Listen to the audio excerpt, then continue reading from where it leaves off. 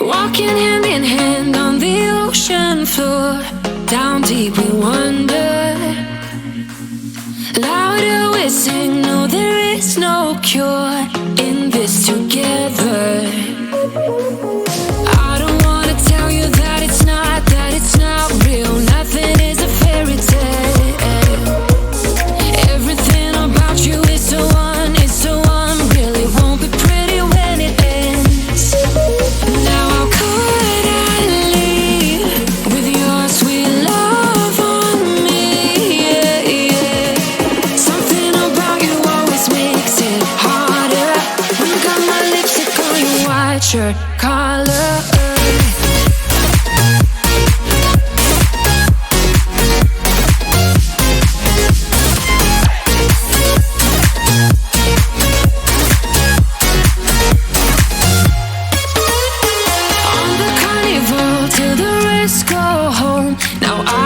See you. Hearts and letters carved into the shore. We'll never grow old. I don't wanna tell you that it's not real. Nothing is a fairy tale. But everything about you is so unreal. It won't be pretty when it ends. Now how could I leave with your sweet love on me? Yeah, yeah. Something about you always makes it harder. When you got my lipstick on your white shirt collar.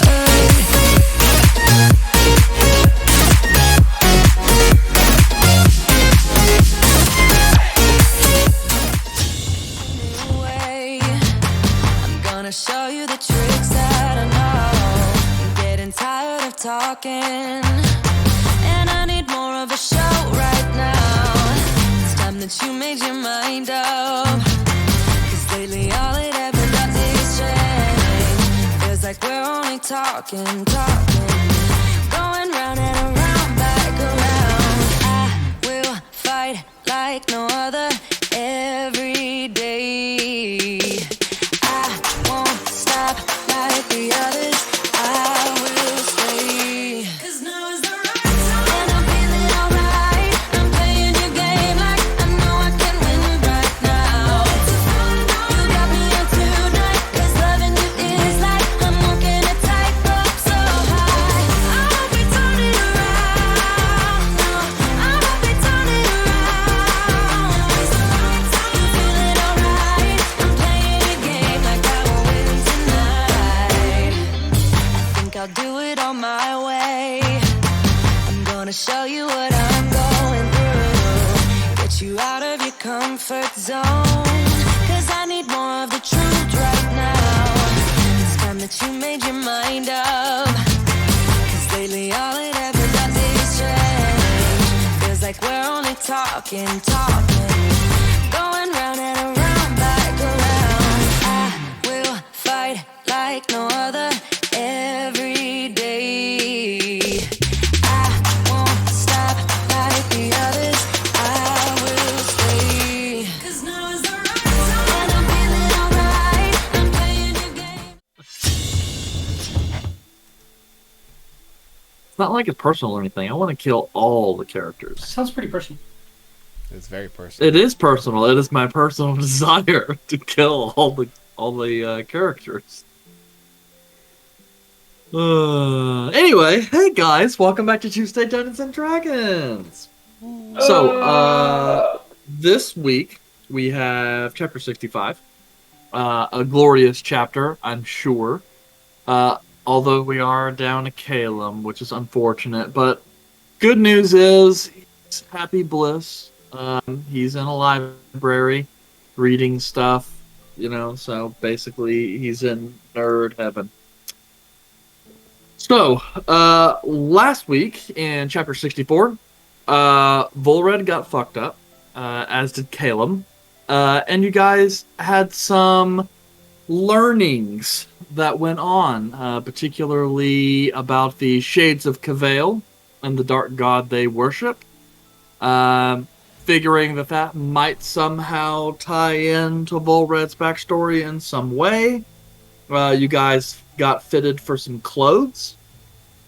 And then also got some general work done, went to go talk to some of the clergy, and have just been spending the last few days just kind of milling about the city and the palace, occupying your time however best you can until the fateful day where everything changes because you guys get uniforms.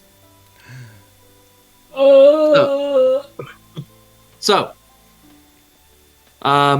just after breakfast, the tailor from the previous week, Salian, from the Isle of Sabor, arrives to deliver the goods, the freshly minted and tailored outfits that you had commissioned from him, dropping off the work, and then checking to see if that is just anything else you would like to add.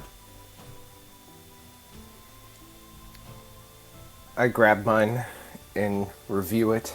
It is basically the same outfit as Volred's current sort of robe situation. So it's a robe, but it also has a matching undershirt of the same color and pants as well. So it is just a full sort of blue, midnight blue fantasy with silver lining on the, neck down the robe, as well as the cuffs and bottom of the pant. And as I review it, it looks spectacular. So I gesture and,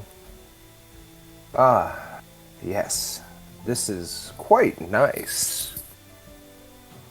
Only Well the finest done. for my finest client, of course. Very flattering, thank you. But Yep. you pick up a thing or two dealing with nobles. What's everyone else wearing? Describe it to the class. Mine's just a Speedo and bra. No, Very formal. All the color schemes are identical, so they all match together. Mine's a sleeveless doublet with, it looks like it's like an undershirt that's this different fabric that goes just down to the elbow. The pants are, they look very formal. Yes, straight. It's like a pantsuits type thing. They're very straight and formal. They go all the way past the knee to where a fine set of the same color scheme boots are there. There's not a lot of flair to it. It just really allows all the design to take place and not have to worry about like layers of clothes.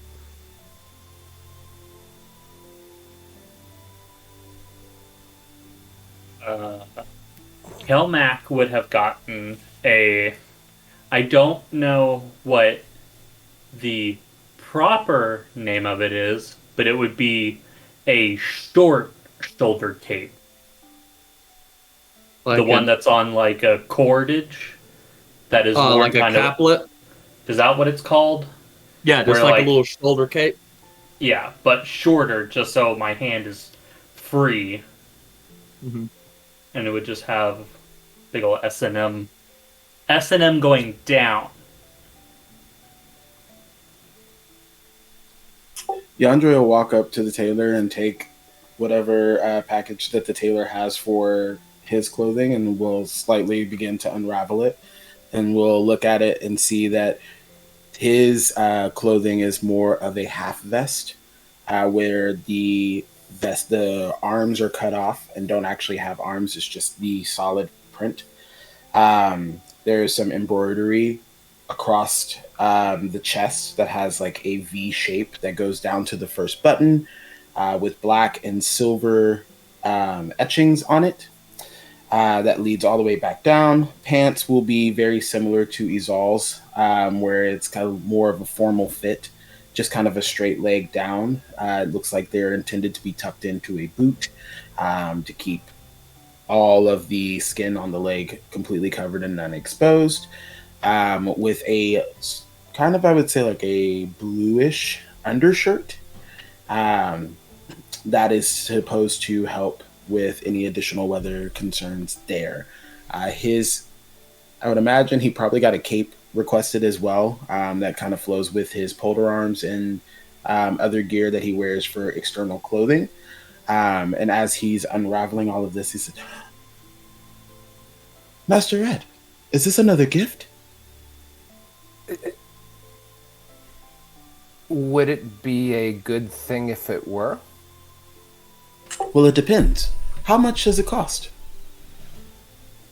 Oh, I don't actually know. This is just something the palace will take care of. Mr. Taylor, how much did this cost? Ah, I see. Let me actually check right here. For fine clothes, this is more like royals type clothes. These only would cost around 25 gold pieces. A nominal fee. Only 25? Indeed. Then yes, this is a very manageable gift that I can take and still manage to pay you back. Then yes, this is a gift. Great. Thank you. And you see Andre kind of like wander off real quick. Well, before he leaves the room, he goes to the door and jiggles the handle to make sure it's not locked, and then opens the door and then will go back and disappear behind the door.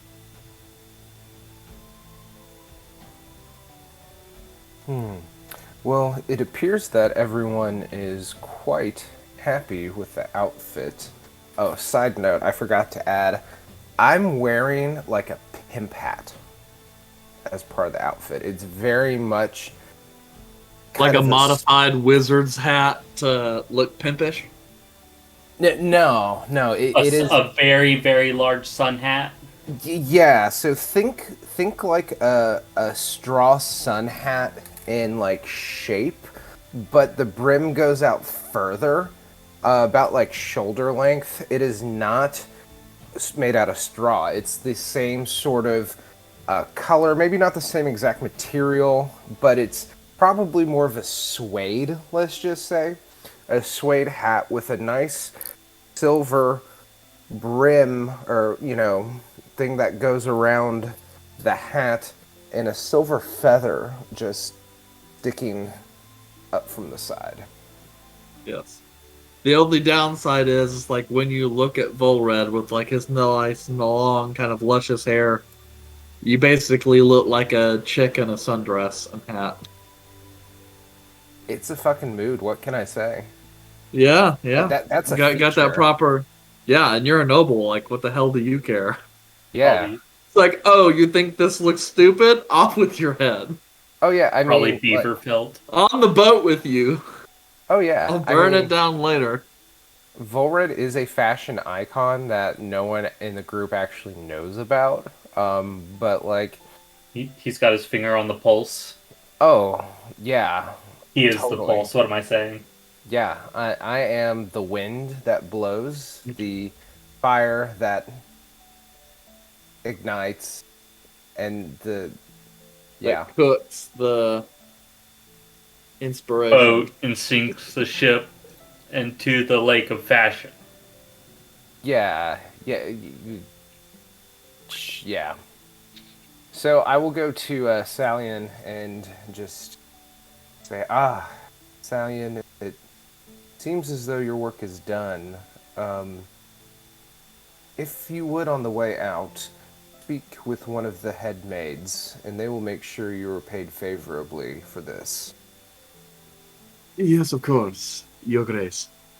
If there is anything else I can do for you, please summon me. Of course, your name will be put in my Rolodex. Excellent. And he just kind of does a deep bow and then kind of backs away from you before he reaches the door to your solar, then kind of turns and departs. So I'm going to disappear and change. Because I assume at that point I would just, looked over the clothing. I mean, I guess it would probably be a good idea to put on the clothes before the tailor, actually. Well, let's just You assume made him everything high fits. waters. I go and try it on, and the jacket's, up to, the breast. No, I'm just gonna assume it's all tailored perfectly, and I will go and leave it to, put on my new clothing. Okay.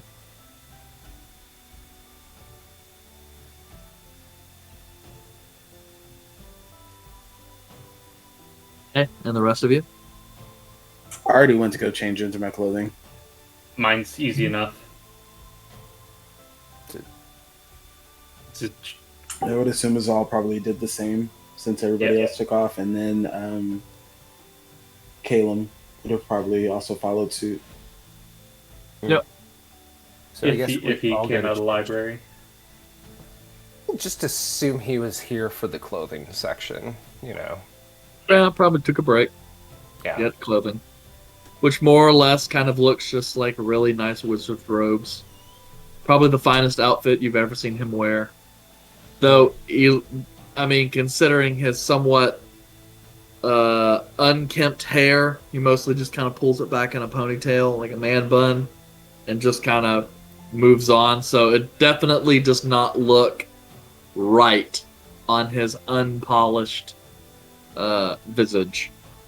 But We should go get our hair cut and then get a mani-pedi.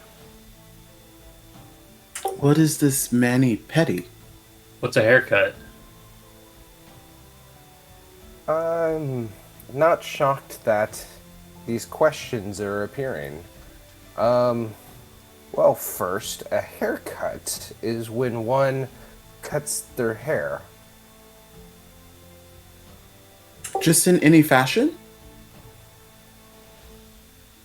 Of course. Well, no, yeah, that makes sense for more furless people. Very true. I guess it shouldn't be a surprise that you are not aware of a haircut. That's a mistake on my part, an assumption. But, Yandra, you've never had a mani-pedi? I don't know what this mani-pedi is. Well, it's sort of like a spa. Do you know of a spa? Spa. Ooh. Where people like clean you up and relieve stress. Yes. Think of a bathhouse with more services. Fancy tubs, nice, different things that you could sit in. As in, there's literally pools of mud in which you can sit in that do wonders for the skin. Oh, you're talking about the whorehouse that I was at before I got arrested. You know, that's pretty close to a spa. Yeah. But no sex at spas. No sex at spas. Well, Well, can be.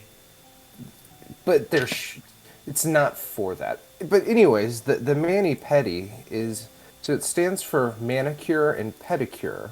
That is when someone does nice things to your hands, such as lotioning them, scrubbing them to get the dead skin off, clipping your nails, and tending to your cuticles. You see how, well, my hands used to be rather nice. They are not in the best condition now, but just pretend if my hand looked nice. So what exactly does a nice hand look like?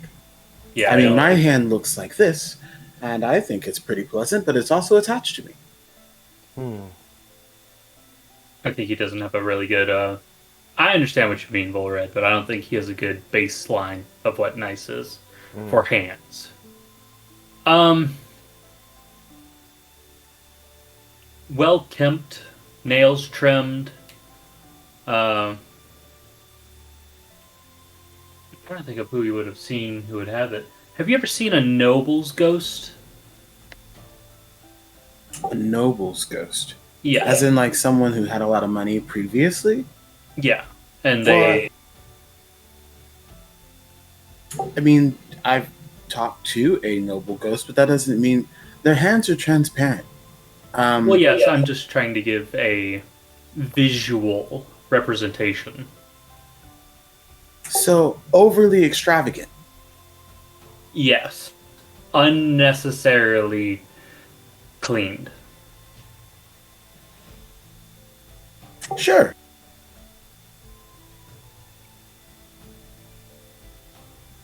But I think y'all would enjoy that.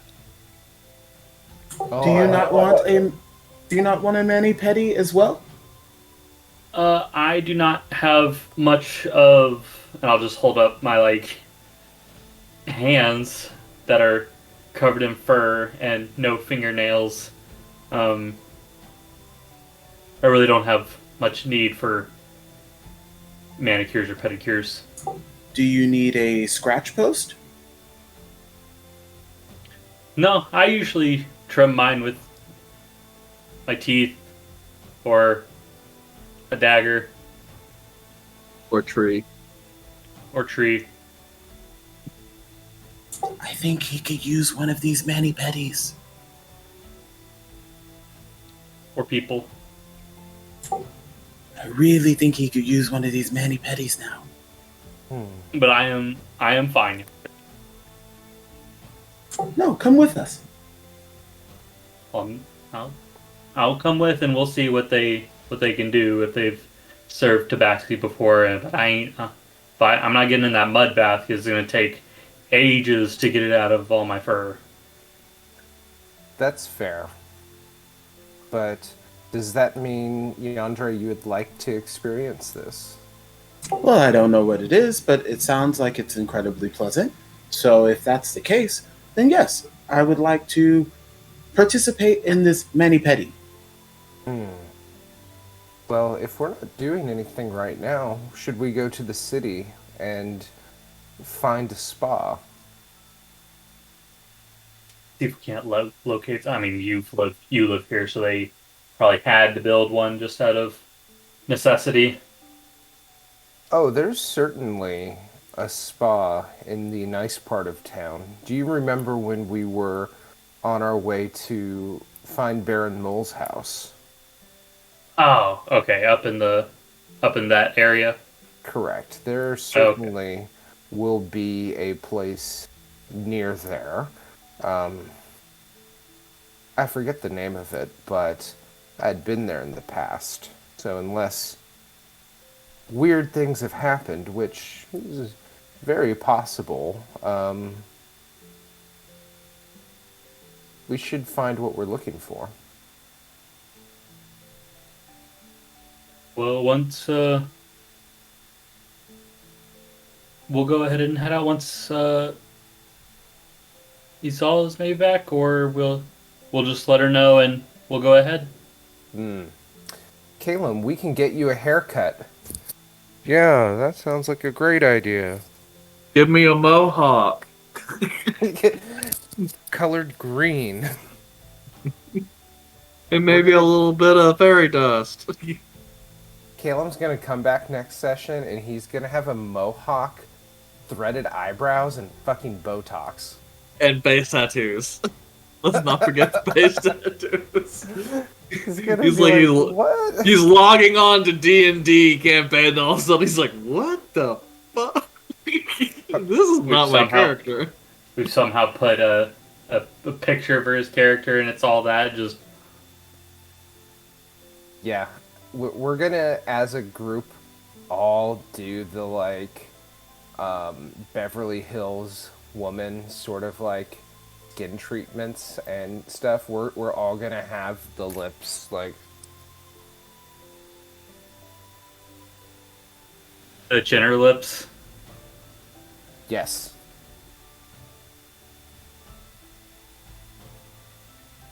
Okay. So, you guys are going to head to the Gold Square to head to the Jade Waters bathhouse? Alright. Sure, if that's what it's called, Eric. That is the nice one in this town. There are actually 3 bathhouses, only one of which caters to the upper echelon of society, and that would be the Jade Waters. So, As you head there, you find this very nice kind of white stone building, relatively simple in shape. But it's kind of this very large, kind of 2.5 stories tall. But what surprises you most is you see these kind of two large glass half domes on either side of the building on the roof, and then one large kind of glass rectangular roof that comes up and meets into like Gothic arch points. As you enter in the main entry area of the baths, it's this kind of small 20-foot by 20-foot room that has braziers lit on either side. On the far side, there's this large round oaken door that stands before it a woman, half-elf to your guess, thin, darker skin with this kind of long black hair that's braided and cast over the shoulders. You can also see some kind of gold or brass-looking beadwork kind of woven in there. As you approach, she just bows very deeply. She goes, "Welcome to the Jade Waters. How can I help you?" Ah, yes, good morning, right? It's still morning. Yeah. I mean, you guys could eat lunch before you go. That's up to you. Gotcha. Good day, madam. We come to utilize the facilities.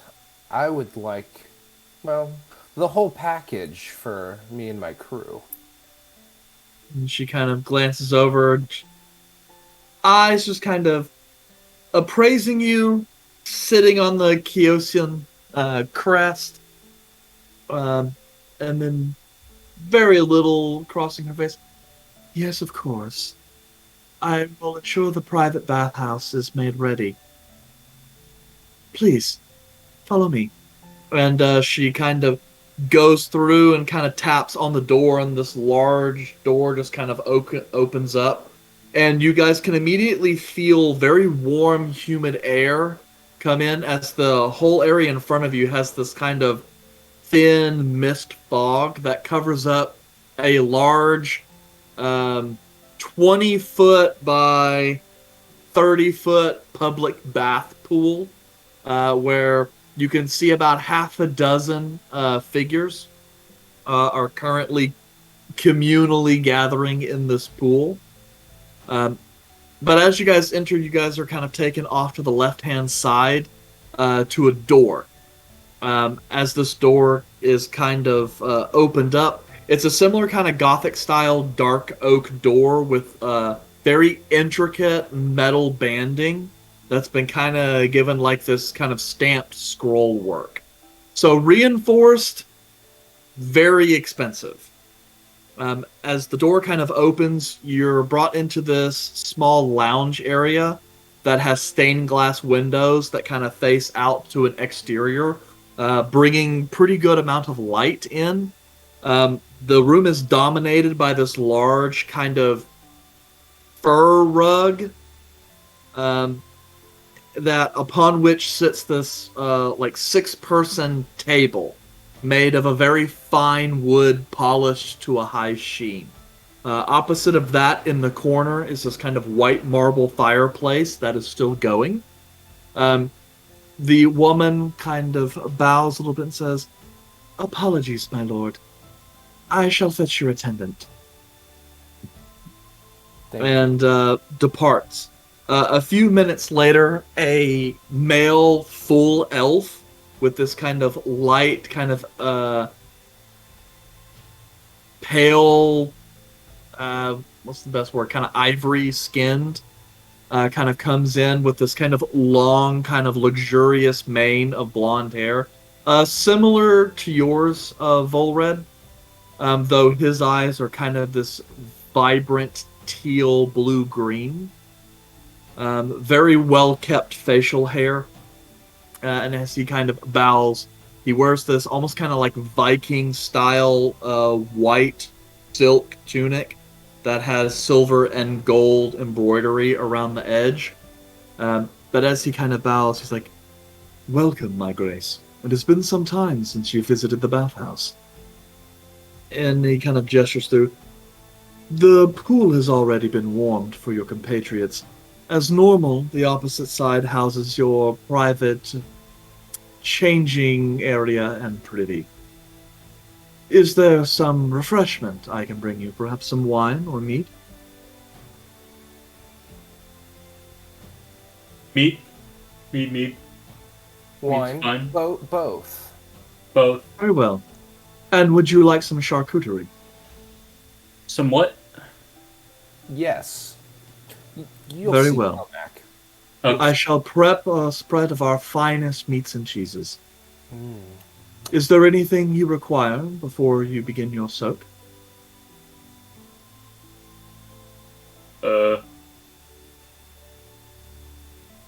No. Very well.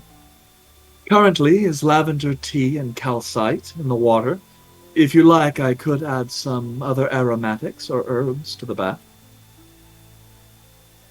Does anyone have an issue with lavender? Is that like what is lavender?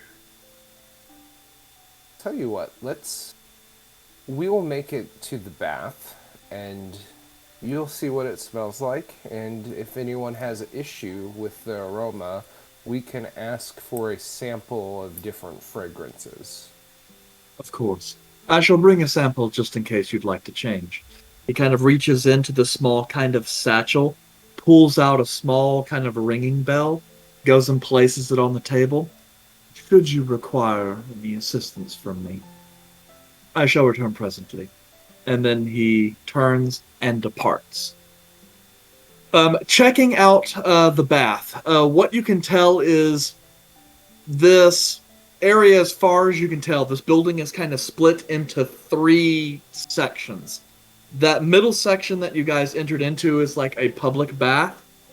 Everything left of that is this very private bath area.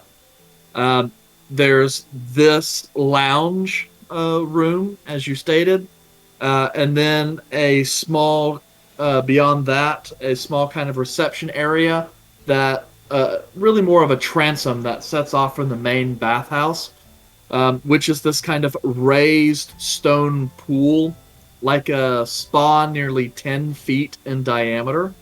And you guys can see it's got these kind of dark green, almost kind of like green tea waters with lots of different kind of bits of plant matter and flowers kind of floating around in it, and gives off this kind of light steam. Beyond that, there is a small kind of changing room that also has a privy off to the side, toilets. For those of you not familiar with the vernacular. The room itself has 6 relatively large, kind of 1 foot in diameter braziers, filled with hot coals and this kind of disc on top that seems to maintain a very high heat. Volred, you would know this is for splashing water on to create additional steam should you desire that for the bath.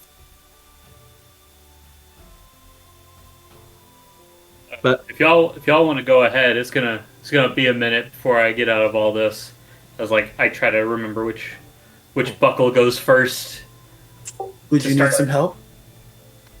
Yeah, I always have problems with the top shoulders. If you can, and I'm just gonna kind of like lean over so you can get at the straps at the top. And then Yandere will assist. Or what is it, 10 minutes to doff with assisted or something? let's see. I know it's like something ridiculous to do it by yourself.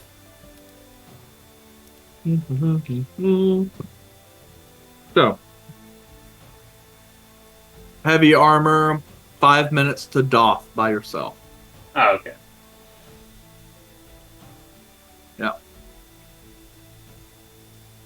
And Mas- then you could reduce that by, say, like half. With some help. Master Red, this reminds me of home a little bit. What about? As I'm working on taking my clothing off as well, and once I do, I'm just gonna get in. Well, this is very similar to a seeping pool, and the fact that it's so communal just reminds me of home. There's a lot of people here that seem to share the same interests. Are things very communal back in the Feywild? Well, yes, everything's pretty much communal. We are partaking the land, and um, well, yeah, we all eat together, play together, bathe together, sleep together, all of it. Hmm. Very, That's it's very familial sounding, and I'm originally from here.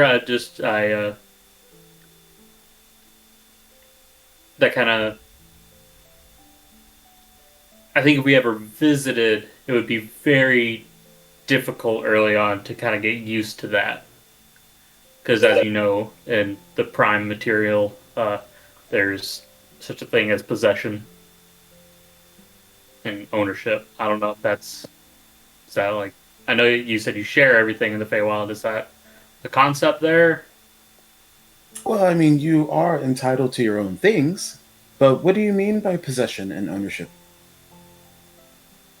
Like, I paid someone's services to create the suit of armor I wear, and in that it is a fair trade that now that armor is my possession for personal effect.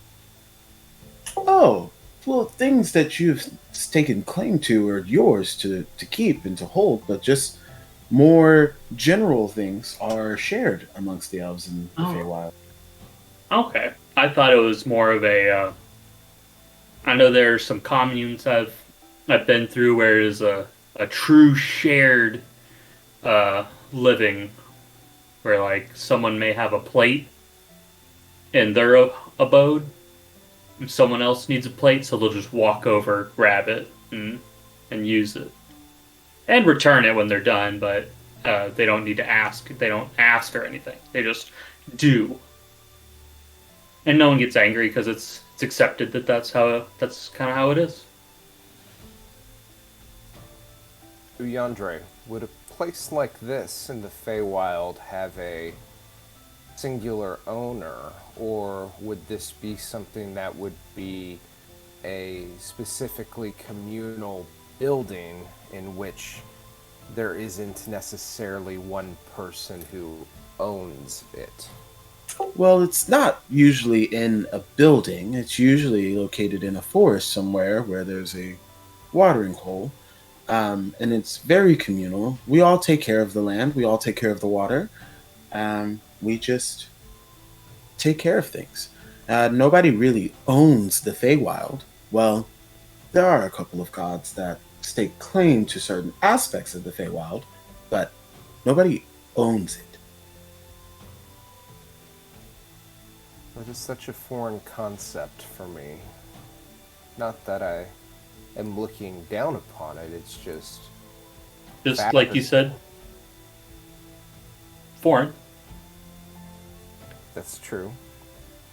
The idea of a community sharing something like that with no squallowing of interest.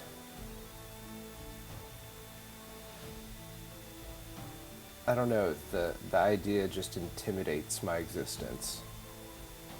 Well, it shouldn't intimidate you. Deep down, at some point or another, you have ties to the Feywild, and to be honest, that's the natural occurrence of our race.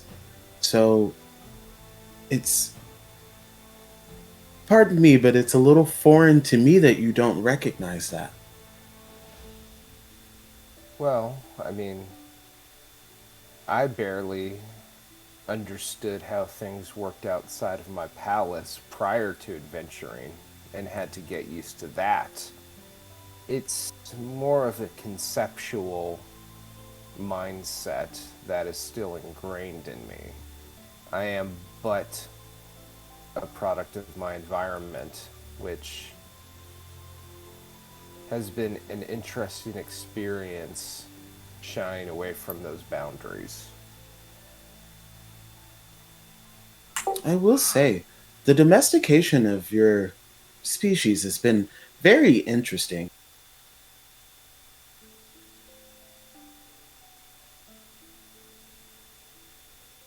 Q?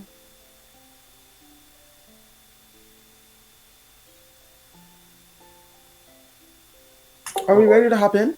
I've already hopped in at this point. I'm talking like this. Yes. I got my arms up on the side, you know. About this time, also, your attendant enters the bath. Looks like several really nice towels draped over one arm. He also carries this kind of metal platter as he kind of comes in. He sets the platter on one small resting place, starts pulling out some towels and setting them aside within a little bit, a few feet of the bath. Picks up the tray, and then as you guys are sitting there, just starts pulling out these small, they're almost kind of like little china saucers, and just kind of starts setting them around the bath. And what it looks like, they're almost kind of like little hotel soap size bars of soap.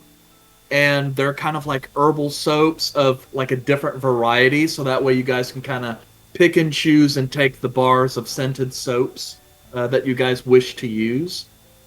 Uh, and as he kind of sits around there, he also lays down a couple goblets, kind of these really nice kind of pewter, but hot, but like sandcast pewter, so like really high purity engraved. It's got like some semi-precious gems kind of inset.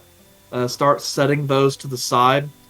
Sets down a small ice bucket, and then goes and pulls out some wine. Sets it there and lets it breathe. Goes and pulls out another bottle. You can tell Volred just based on the label of this one because it's got like a gold foil label for the text.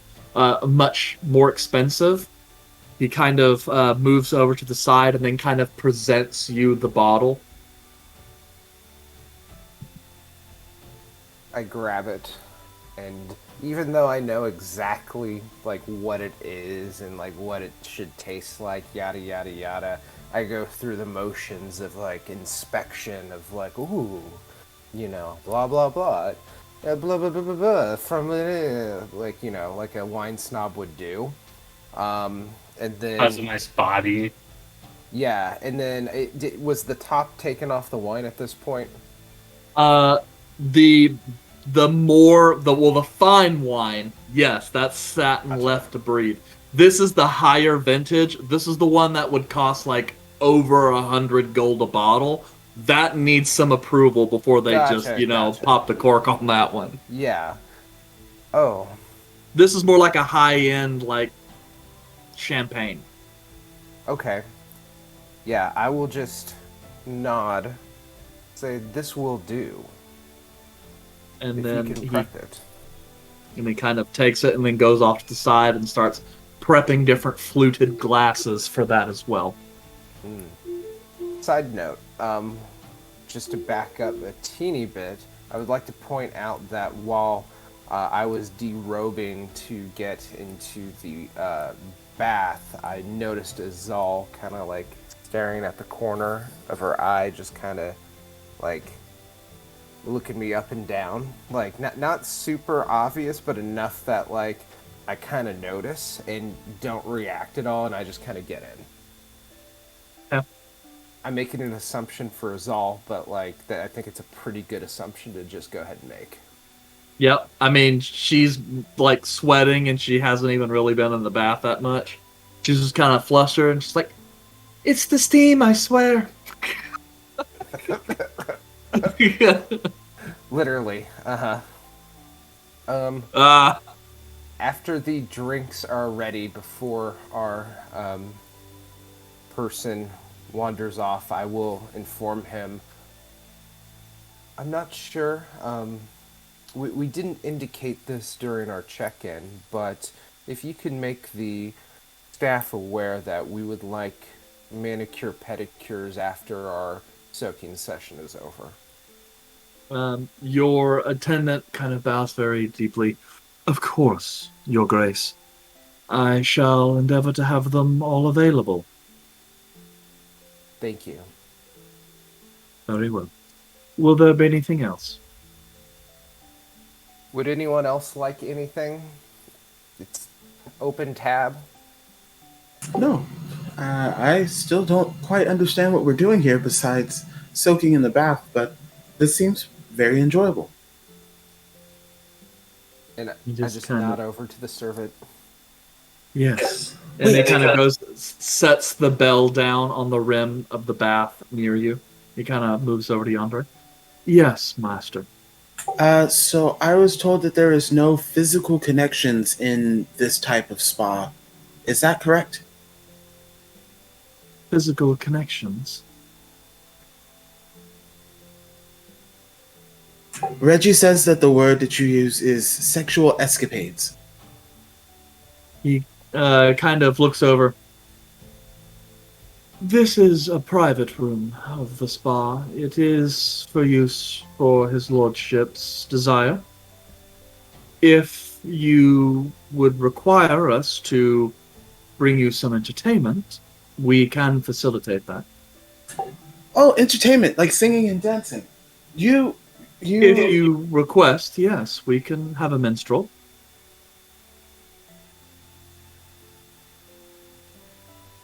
Wait, so like. Oh. Oh no, that's not what I was looking for. Oh, okay. I think we'll pass. Very well. Thank you.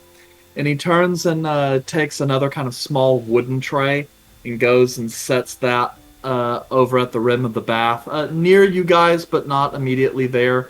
You can see like some scrub brushes, very nice. You also see like some tortoiseshell combs and various other amenities one can use to attend to yourselves. And then he just kind of stands, bows deeply again, and then departs. After he leaves, I'm just going to look over to Yandere and say, I mean, if you're looking for sexual escapades, we could probably make something work while we're in town. I mean, there's options. There's that whorehouse you said you've been in. Is that a desire? Oh no, I was just confirming that you said that there was no sexual escapades here or sexual encounters at this location. Or where Kalmek was saying there was no sexual encounters at this location. Correct. That is not the intended use of these facilities. However, as he did allude to, there have probably been times where members of... I'm not saying this has happened, but a member of my family could make encounters happen in many places of the city should we desire. Have you had one of these encounters here? No, I have not. I've been offered, but I don't feel comfortable doing that. I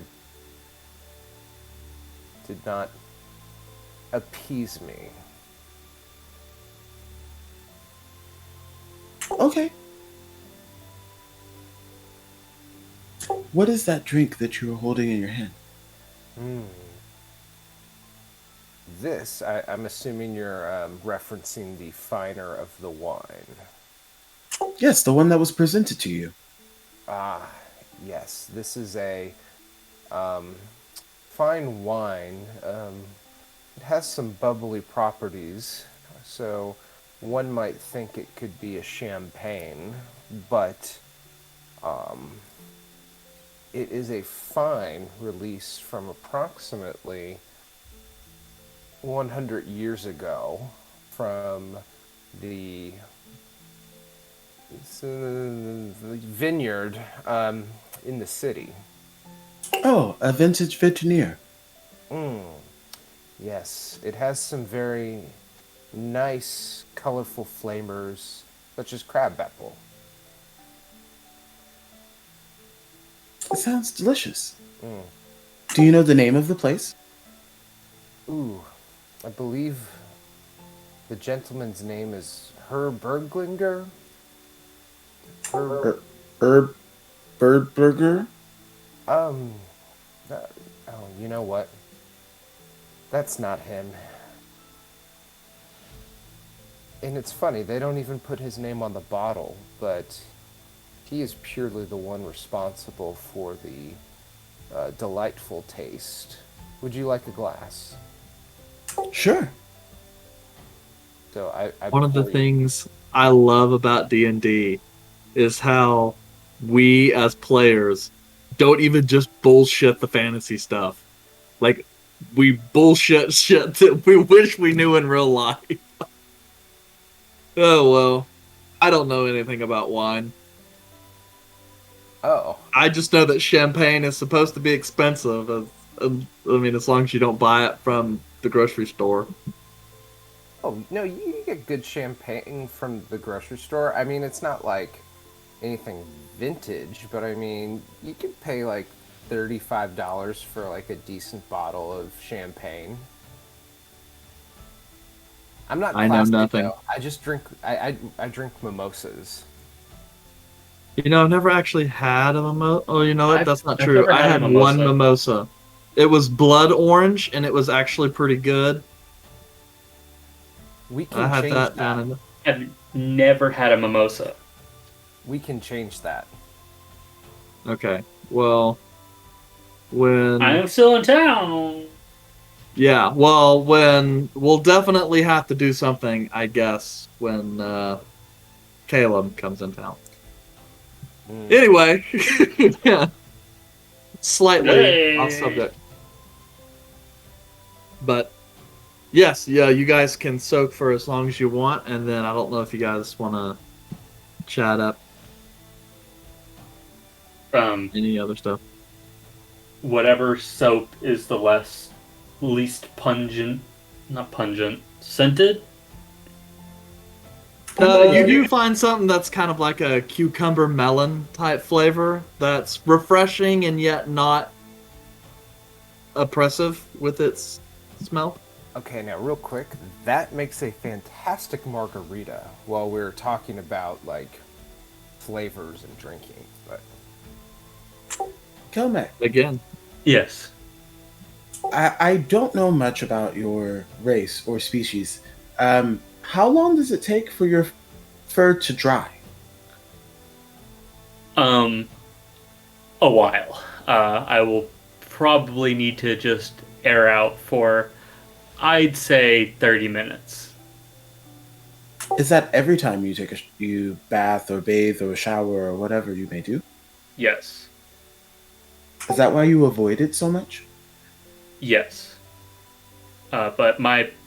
But my species is able to, even though it sounds counterproductive, rolling around in fine dirt is able to coat the fur, which then when we sweat, uh, the dirt absorbs the sweat, and then we can shake, and it just kind of falls away, and then we uh, roll in the fine dirt again.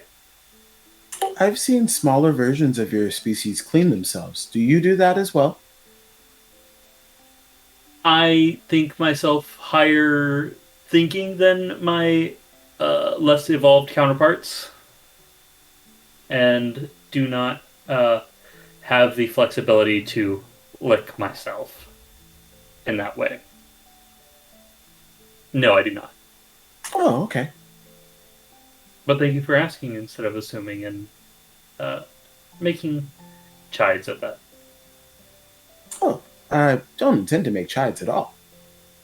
I don't know much about you. You don't really talk about yourself very often. No, I mean, I, uh, I'm not, sorry. My OOC, my brain is, uh, skipping gears. I got a couple broken teeth up there. I, Yeah, sorry, that work call seemed to have just popped you out of the fantasy for a bit. yeah, um, I, Kelmac, don't think my background is so much important to the present. So I don't feel a need to talk about it. If you're interested, I could talk to you about it. You'll see Andre like move over towards the pool where Kelmac is and just like, yes, I would like to know more about you. Are you uncomfortable? No, if I OOC if I sound uncomfortable, it's because I'm trying to figure out how to explain it. Oh no, I'm not thinking. Oh no, see, I don't think you're doing that. I'm just making sure I'm providing more context between Yandere and Kelmac. Well, I'm from the. Where's it? My family started truth. Its main starting point is drawn from the guild that Isol's grandfather, great grandfather, was in. The Hands of the Golden Forge. Where my great great great grandfather did battle and saved the kingdoms from the turmoil that was creating and helped plant the dethroned boy king onto his throne and thus bring solidarity to the kingdoms. But I did not want that to be who I am. So I decided to adventure not with my family, but with friends of the family. So I'm just kind of nearby to stay with my family. Is But that I admit, Is that why Caleb said you had a mild fascination with Mrs. All? yes,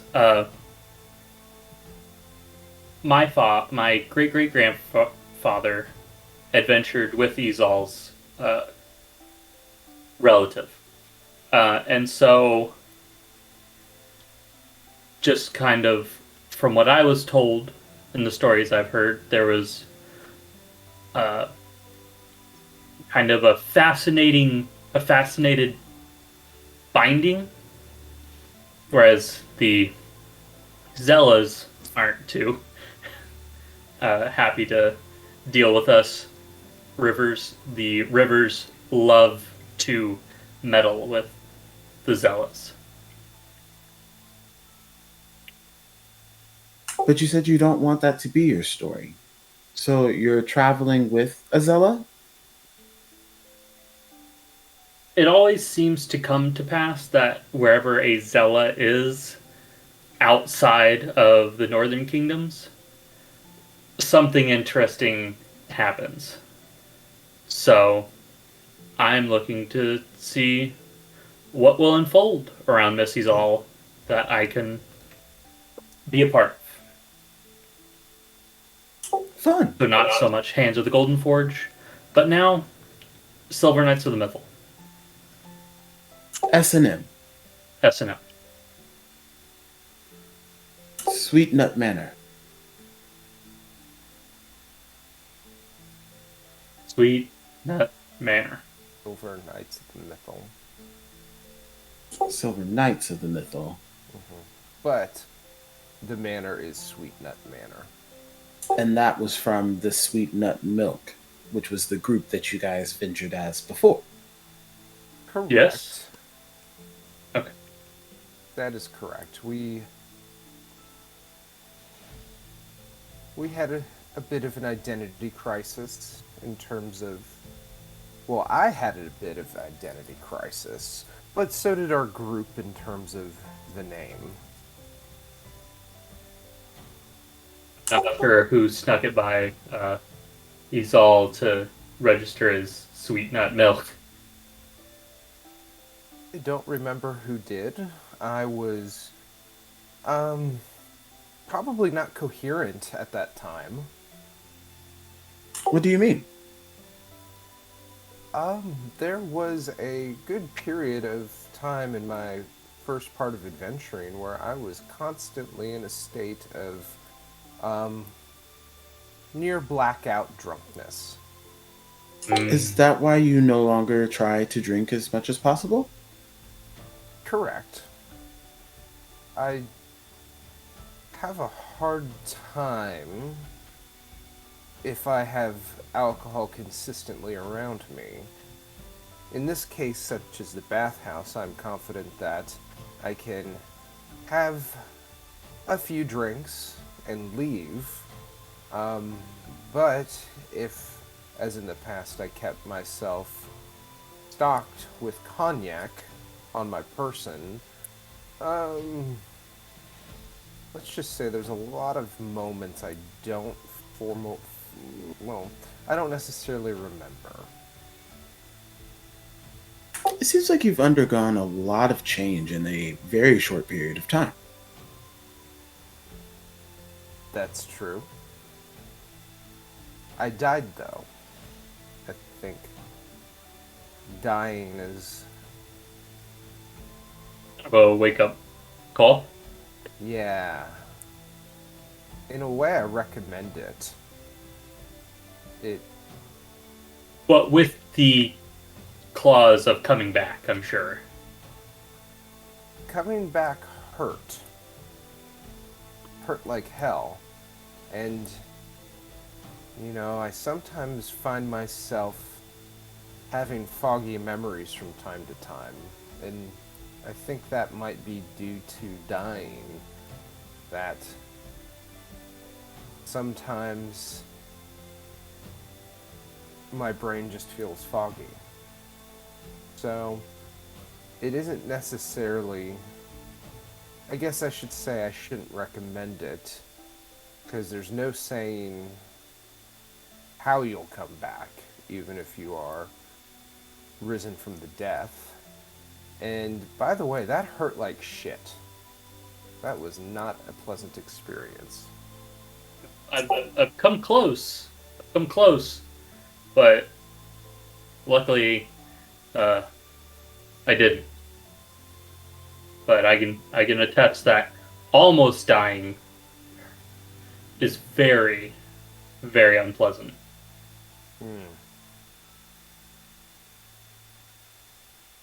How did you almost die, Kelmac?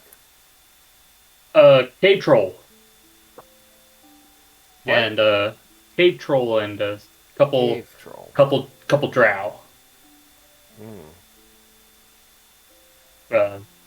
Me and my party were taking it was just a scouting quest for I guess a cave opening had deteriorated and become a passage to the Underdark. Yandere, do you know what the Underdark is? Oh. I've heard of it. Well, when we went to go investigate, I guess the drow had been able to get to it just as we had gotten there, and they decided to kind of come through at full tilt, and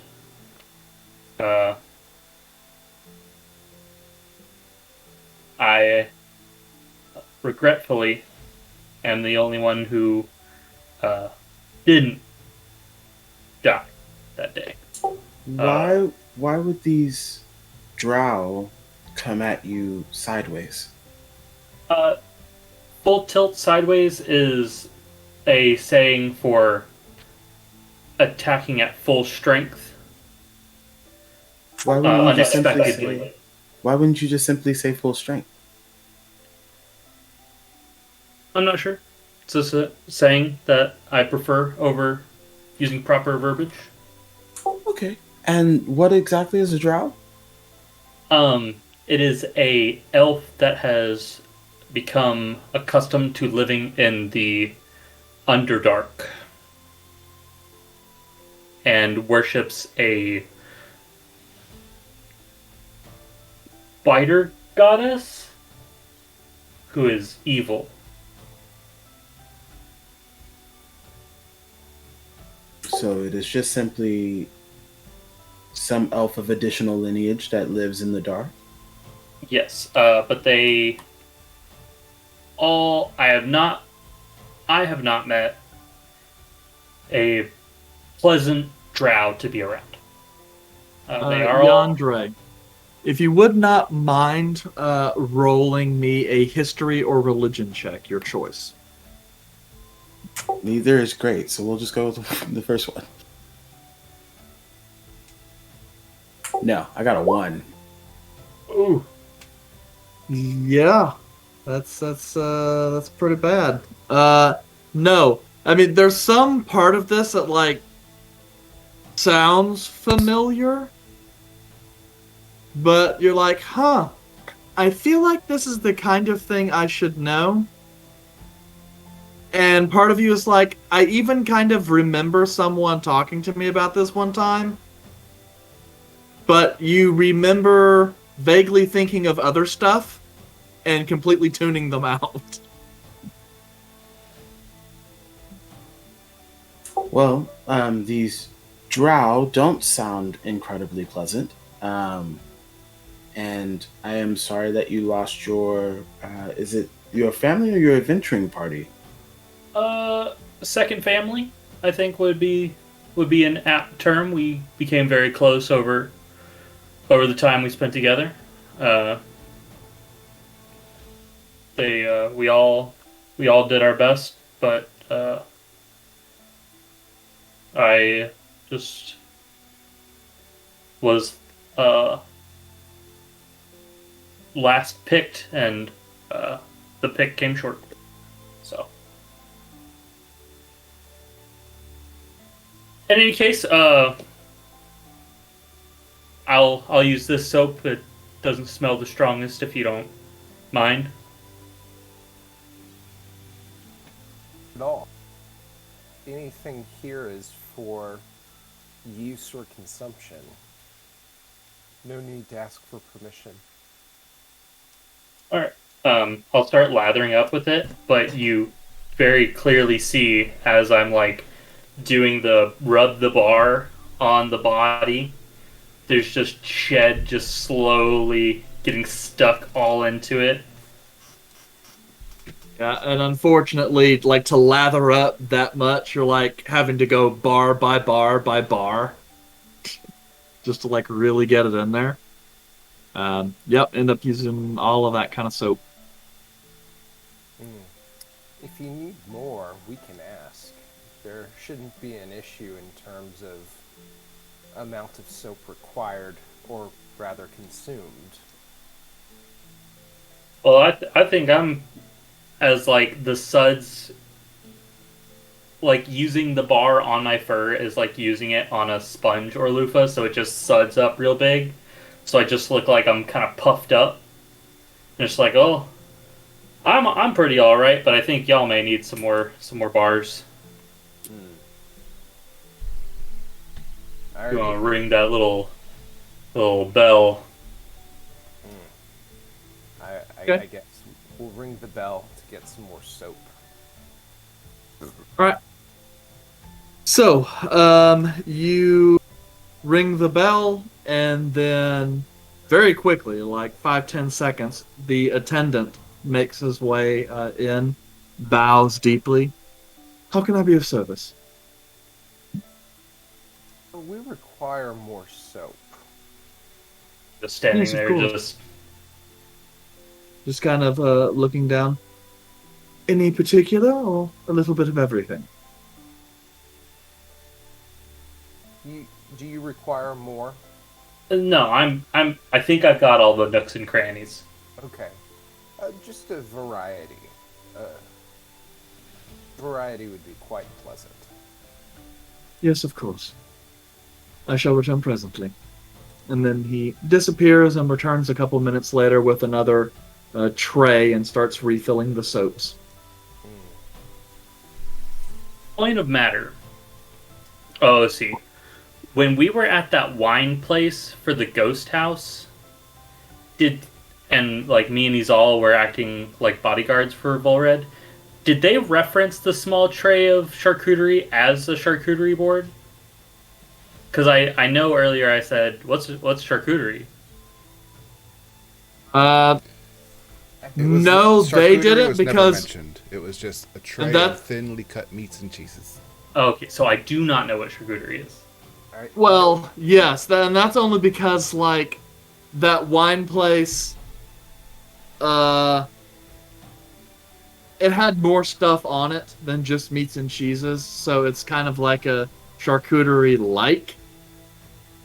But no, that they would not have called it a charcuterie now. Charcuterie is charcuterie, Eric. Gotta say it as bad as possible every time I say it. Spell charcuterie. CHAR CUT? UETTERY. It's ERIE. I have no idea if you're right. So Oh, but I got the first part right. CH. No. Oh! Let me try again. FUCKYOU. Charcuterie. Actually, Yeah. doesn't sound right. All right. But yes, at any rate, so you guys continue on with your baths, and then before long start trying to dry off, and then make your way back into the lounge as several other attendants kind of go through the process of combing through your hair, kind of filing down some of the rougher portions of your skin, applying oils and lotions, dealing in with the cuticles and the nails, just general kind of full service spa type stuff.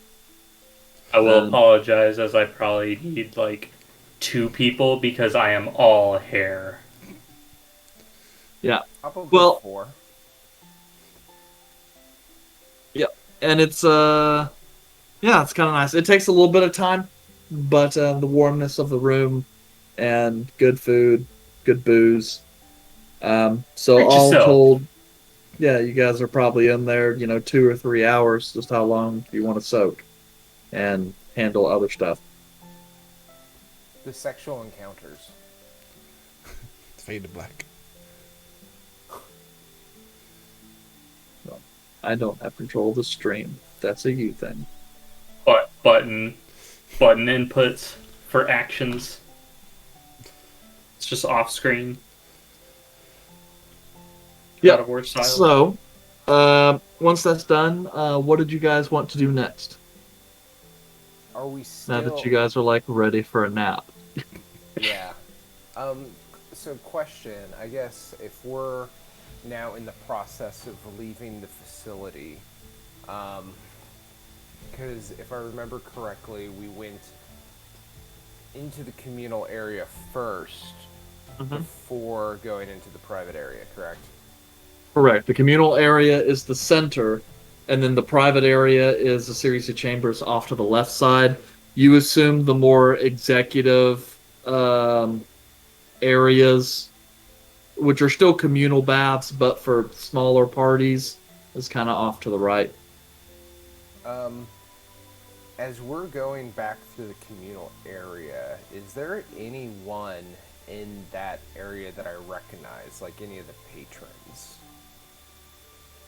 That is a good question. Um, Not really that you recognize, though these, some of them might look familiar, as in they might be residents of the city. Got it. This section of the communal baths is typically for more like middle class, upper middle class people who live in this area. Some of the higher people in the city would probably use some more like the private baths on the other side of the facility. Whereas like the like major private bath, like where you're at, is typically where you would spend your time. Got it. Okay. We got the VIP, the private rooms, which there are probably several of, are on the other side, and it's just like the Yeah. bath is in the room with the table, and the changing room is the same room. Got it. Right. Yeah. Side note, I want to go to a spa IRL now. The sound delightful. IRL, never been to a spa. Have gotten a pedicure, never been to a spa. I've been to a spa when I was in like 8th grade. It was very random and I did not enjoy it since that is an awkward age to like just exist, let alone be in like a spa environment nude. Yeah. Especially Yes. if you're like a dude in a spa, because like that stuff doesn't really happen. Yeah. Yeah. But Yandere, because I guess we're walking out at this point, what did you think about the spa experience? Did you enjoy the manicure pedicure that we got right before leaving?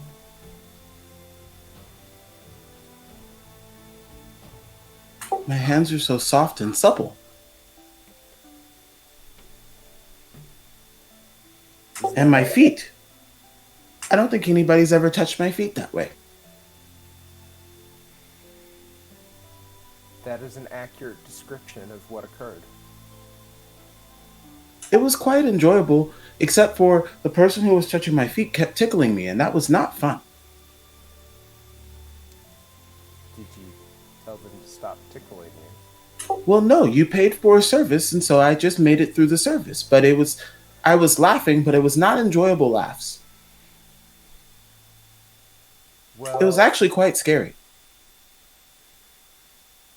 just so you know, in the future, that tickling isn't part of the ritual necessarily. It probably they were tickling you by accident, and that is something that you can alert them to and ask them to be a little more Peace. careful with their hands.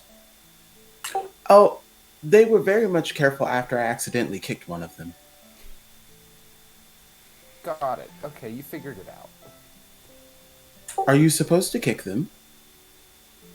No, you're not No. supposed to, but in the VIP area, you can get away with it. So I don't think that's proper treatment of a person. Very correct. That is not what one should do. But what I'm saying now is, don't worry that you kicked one. It's okay. Should I go apologize to them? I mean, I apologized the first time I kicked them. If you have probably been much more polite than other private venue users have been. They've long.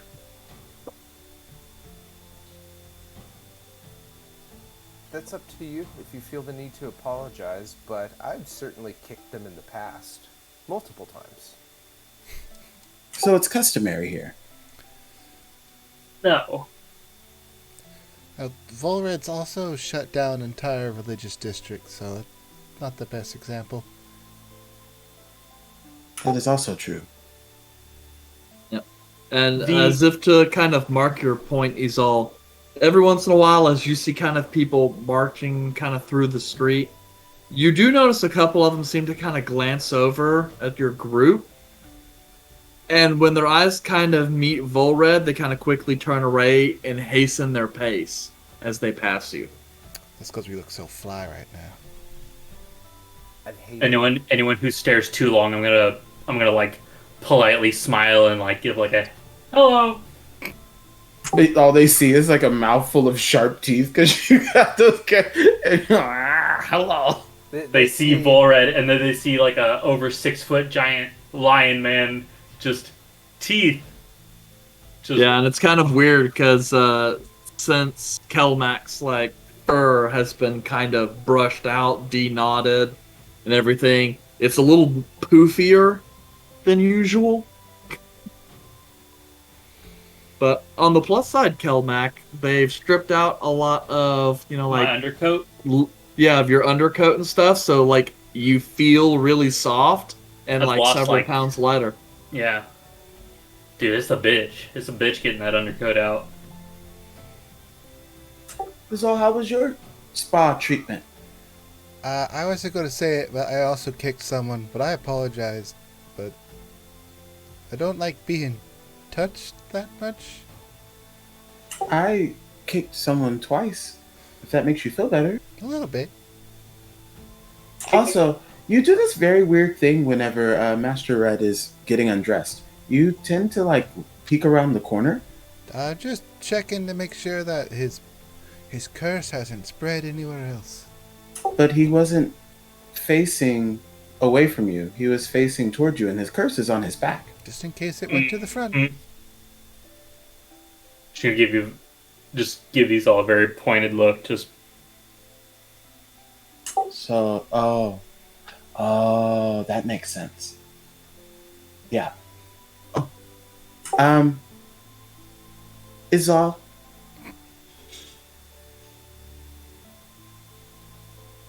I look too.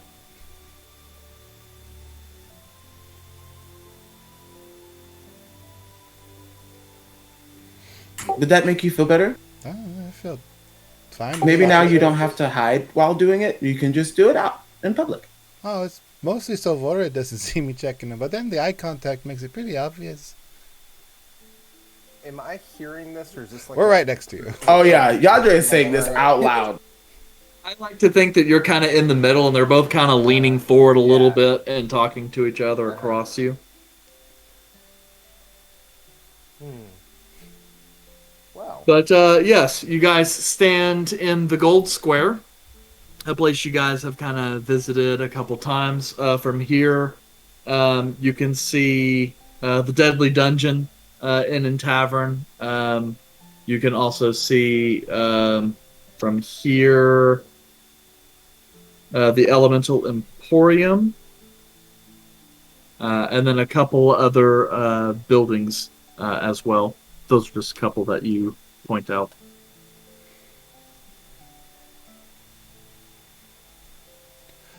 there are buildings here. I know, we went to them yesterday. Or earlier. 3 days ago. Uh, Technically. so what is you're going to the vacation home? Is that all we can do right now? Well, that's the only thing I could think of. We don't have any more current leads on, and I just kind of look around, just to make sure, like, no one in public is, like, overhearing, and I'll be like, we don't have any leads on. Yeah. Okay. So, the only thing I could think to do at this current time would be to visit my family. But before, unless there's anything else we do, I do need to go back to the castle, the palace. Yes. So when we go to speak to your family, do you appear as your old friend Arthur, or are you going as yourself? At this point, I think I would be perplexed if my family is not already aware of my presence.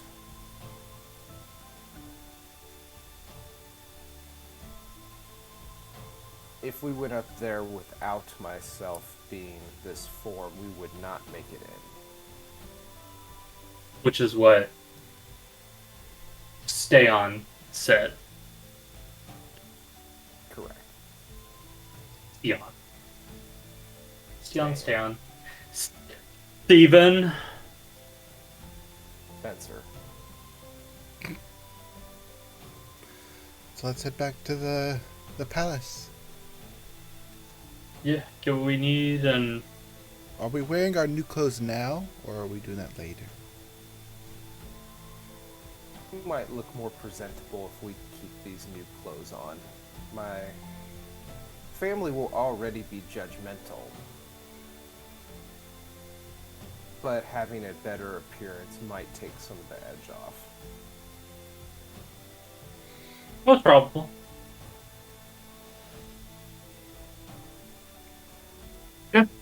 So, So- go to the palace. You return to the royal palace of Kyosa. As you guys enter, you can see in the main entry hall, two figures appear to be having a conversation. None of them are known to you, with the exception of Volred, obviously.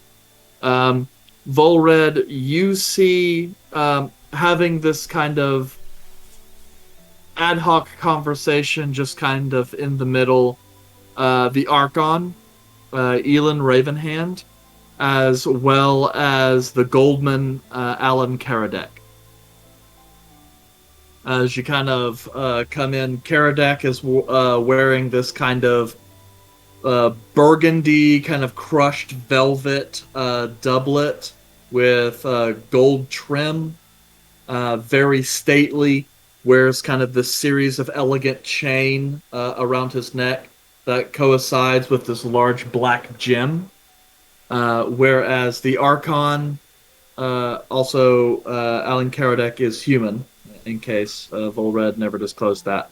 The Archon, on the other hand, is a half-elven male. Athletic build, high elf in lineage, as far as you can tell. He's got this kind of dark brown hair that he kind of does in these kind of loose braids that go down. There's kind of this long black robe accented by like dark midnight blue. He carries this kind of burnished metal chain of office that goes around his neck that seems to have accents of silver and a large kind of blue gem. He also carries this really massive tome in one hand. The other thing you can tell is the tips of his fingers appear to be stained black. Perhaps the origination of the name Ravenhand, as far as you can tell. As you guys kind of enter, both of them just kind of break away from their conversation to kind of glance at you. Alan Karadek is the first to speak as he kind of glances over the party, bows deeply. Well, Your Grace, it's good to see you again. The Castellan had told me you had returned. I was surprised that we had not met of yet, but, well, forgive me for saying you never really have been one for politics. So, rest assured, the Archon and I have ensured that the domain continues to work as expected until your father returns. Ah, yes. The city is running quite seamlessly. It's almost as if nothing has happened while I was away. Well, I appreciate that, but a great many things have indeed changed. Or shipments have increased, providing at least a little bit of extra funds. The Ravenhand and I were, we were having a discussion on what to put some of the extra money towards. Unfortunately, Master Mole was unable to join at this particular time. It's been quite busy of late. But, yes. Well, anyway, work to be done, if you would mind excusing me. He kind of reaches back, kind of clasps Ravenhand on the shoulder. Elin, we'll meet next week. Let me know when you have the updated figures. As he goes to leave, Elon Ravenhand just kind of stoic form, just kind of allows Master Karadek to leave. Then he kind of turns to your party, bows, though more of a head nod, and goes, "Welcome back, Mr. Delov. I trust your time in the palace has been pleasant." Quite so, thank you. Well, it seems that the castellan has handled things here in the castle. I'm glad to see that you have been taken care of. As Master Karadek explained, we've completed one of our meetings of the Archdukes of the city. Would you care for an update, or are you, he kind of glances to your party, otherwise engaged? An update would be quite nice, actually. Would you care to bring me up to speed on the happenings of the city? Of course. Would you like me to give you highlights, or would you like something more in depth? Let's do in depth. Excellent. Would you like me to prepare a table in the mess hall, or I could perhaps come to your room if that is more comfortable? The mess hall would be a suitable place for this conversation. Very well. And he kind of steps out of the side, just kind of allowing you to walk ahead. Yay. As you guys head to the feast hall. At this point in time, some additional libation is brought, though I don't imagine much is touched, considering you guys have been, kind of eating little bits all throughout the day. Elin Ravenhand just kind of sits in one of the chairs nearest to you, kind of sets down the book, rather somewhat gingerly. And as he kind of steeples his fingers and kind of rests them on the table, "Well, I have been informed that you have already met with Master Stayan. From what I understand, he met you some days ago. I apologize for not reaching out, but with your father up in the Summer Palace, business has fallen largely to me, and it has been very busy now that the winter snows have cleared from the passes and our usual shipping routes can resume." That is quite understandable. I took no issue with the delay in your presence. That is greatly appreciated. So, as stated, business has been good. We have established additional trade routes to Rondo, Coriston, and Strongfair. And our trade routes to Coriston appear to be the most lucrative at the moment. Before long, we will negotiate some additional trade agreements with Aldepaler, as it seems there are some businesses up in Embra who would like to have a purchase of our ore. The land routes can be beneficial, though we are also looking to see if we can get some shipping permits from Azrin to allow their post as a shipping off point farther north, perhaps to Tavel, or perhaps the lands of Palm. Not entirely sure yet, but either way, these things will be worked out quickly once we receive the notes from the foreign dignitaries. In the meantime, we are attempting to make some infrastructure improvements to the city. There are certain areas that have been lacking in maintenance for a number of years, unfortunately, particularly in the lower districts and in the Forge. Master Baron has been quite insistent with some of the things that he would like to see improved. I am waiting for your father's return in order to go over the final points of the measure. as some of the options put forth are somewhat costly and would require his lordship's seal of approval before any of these measures are undertaken. Understood. In terms of infrastructure upgrades, what is being done to, as you'd say, those areas, especially near the foundry, to improve the general conditions for our working class constituents? Yes. Unfortunately, the lower sections of the city are built on also lower elevations, with the exception of the foundries. Unfortunately, our sewer systems uh, are requiring some expansion and maintenance, as some of the detritus and sewage from the upper levels have begun to stagnate in some of the lower areas. We have tried to perform some purgings of the system recently.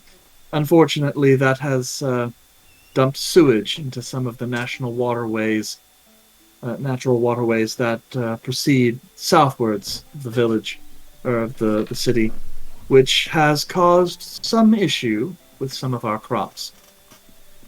In any case, that means that additional latrines, as well as refinement and reclamation facilities, are required.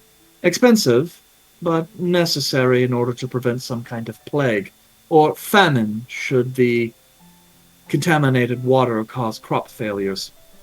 As for the foundry, it appears that some of the blast furnaces require relining, as well as there has been an increase in the amount of sicknesses. Black lung and other such issues stemming from, well, poor ventilation. And it appears that the maintenance, or the lack of maintenance, therefore, in some of our foundry equipment has come at an increased risk for some of our foundry workers. Keep in mind that we have received less timber from farther, particularly Hall de Peller and Rondeau, which has caused some of our mining overseers to make do with subpar structural reinforcements. We've lost 3 large mine shafts so far in the past couple of years, so it is clear that additional refitting is required there as well. All in all, this will require tens of thousands of gold pieces. And unfortunately, the coffers as they are now, I simply don't have the authority to begin all of these initiatives.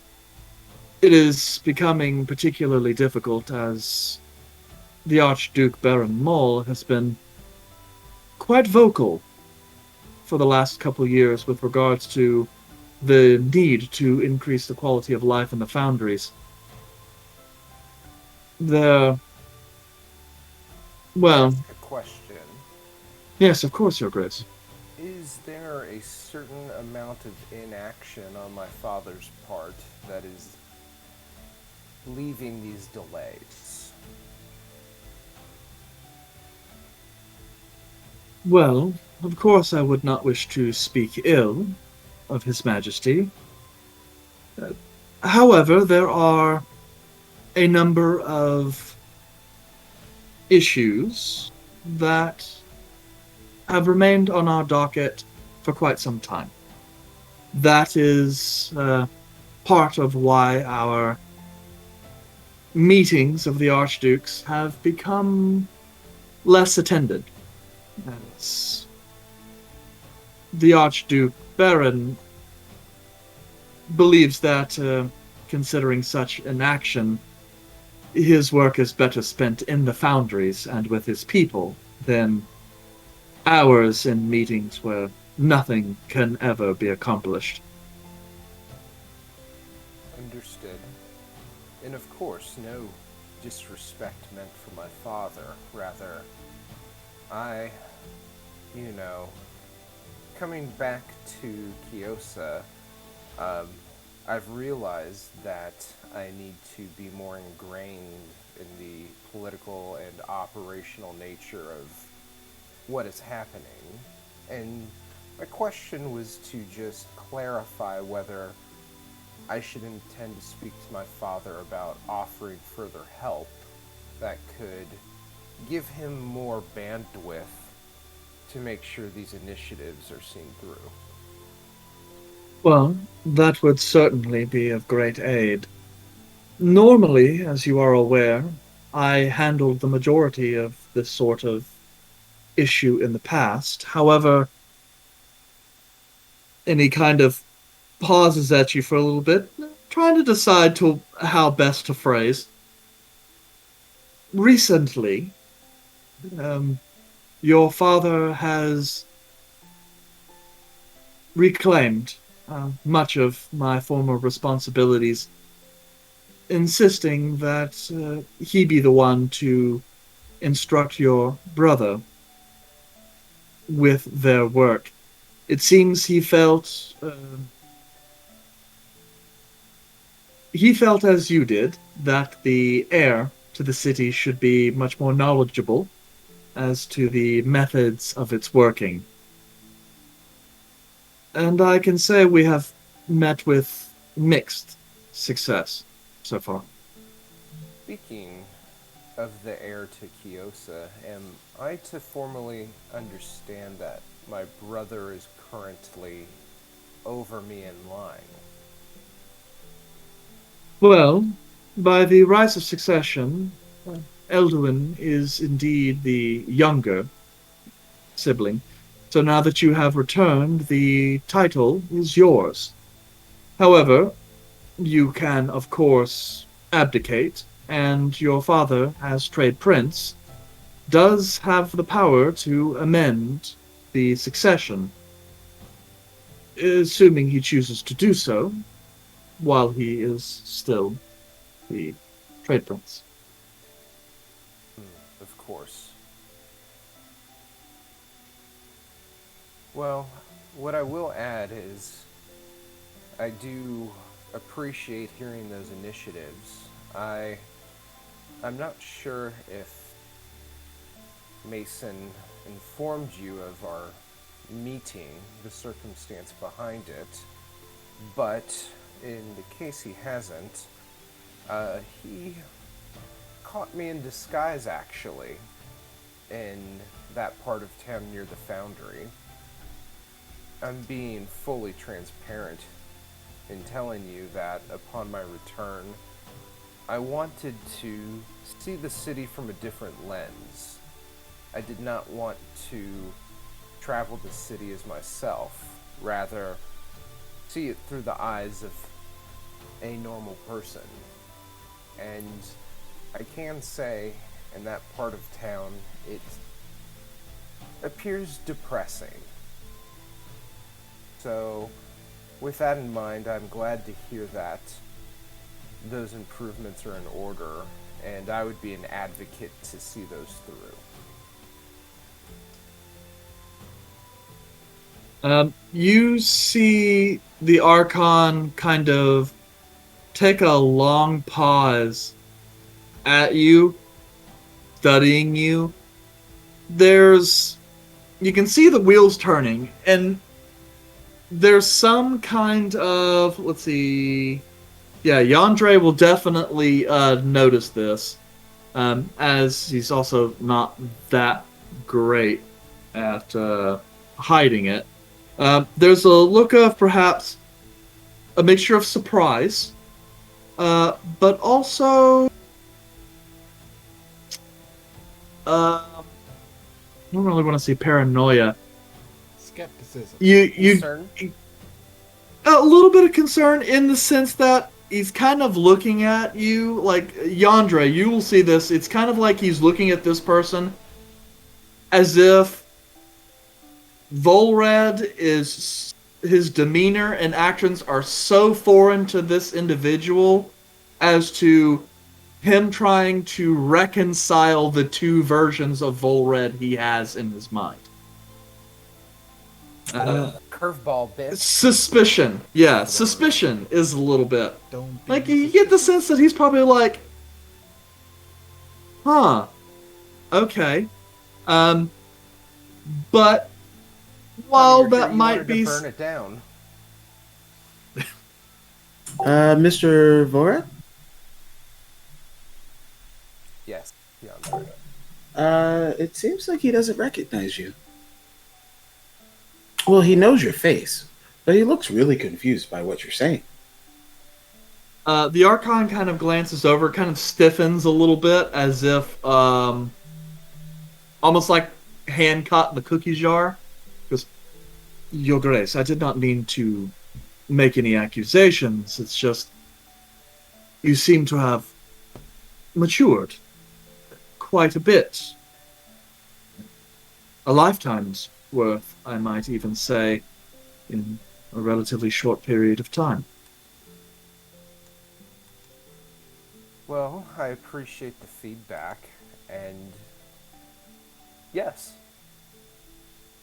I have matured. Thank you.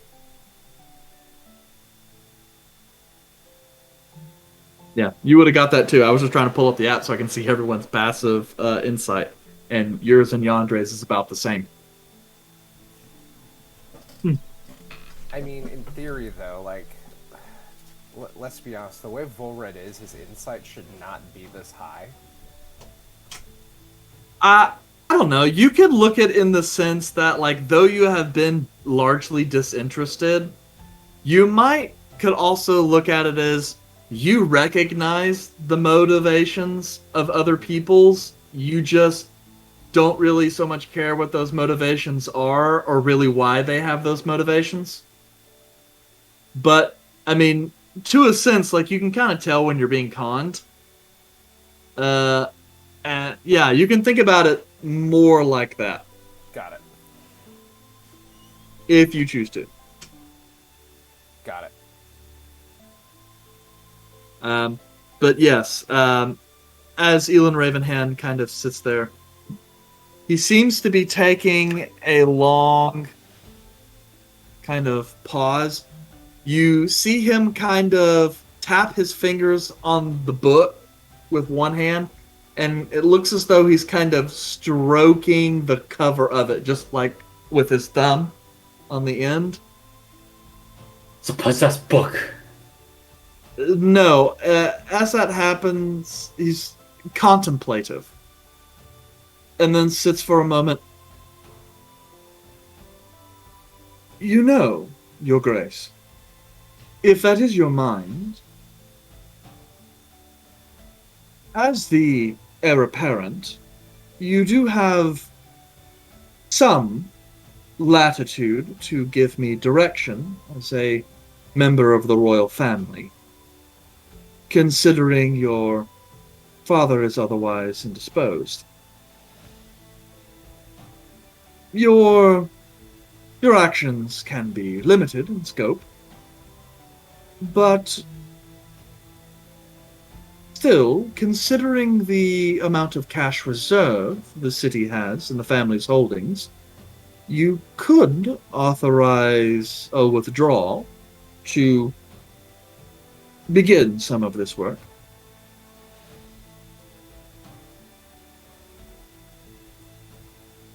To do that, I would like the opportunity to speak with my father.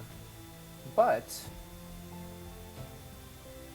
tell you what, I will authorize a amount of money to be withdrawn specifically to rehabilitate a temple in our city that is currently disheveled.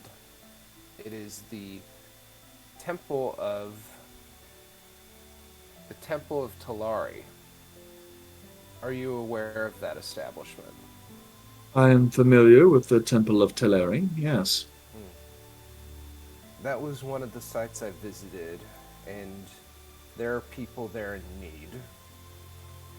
We have a lot of workers who could lean on that establishment in the short term if we were to help rehabilitate their facility.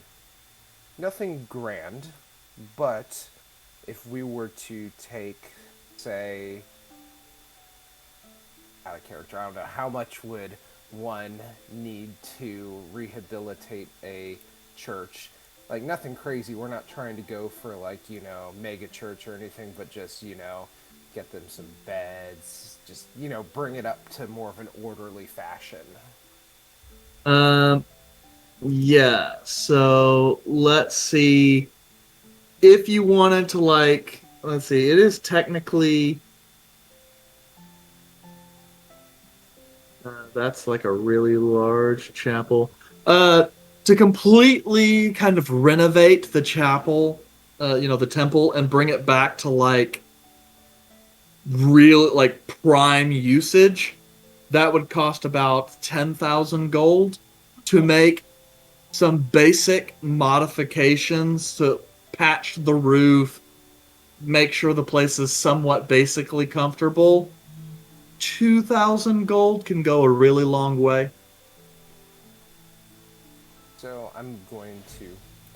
So I would authorize the withdrawal of 3,500 gold. Enough to fix some of the major building conditions, as well as provide the priestess a amount of her own discretion to be used for any sort of facility updates that she requires, or even just a small fund to help those in need. Very well, Your Grace. I shall draft the paperwork. If you're going to be around, it will require your signature. How long would that take? We will be leaving shortly to visit the Summer Palace, but if it's something that can be done in the next couple of hours, we'll gladly stay so that I can sign that. Yes, of course. I could have the necessary paperwork done within the hour. He Perfect. kind of is glancing over to see at your finger, just checking to see you do still have your ring. Okay, and this is something I forget. Have I been wearing the ring? I don't think I was wearing it. I think I had it in my bag. That's a good question. It's, Oh, I was sitting here wondering, where's the signet ring? I'm over on Yandere. I, Yandere wouldn't have the signet ring. Well, that, and we actually talked about this recently, because you brought up, I think, like 3 sessions ago, like, hey, you're supposed to have a ring in your inventory, and I tried to look it up, but I couldn't find it.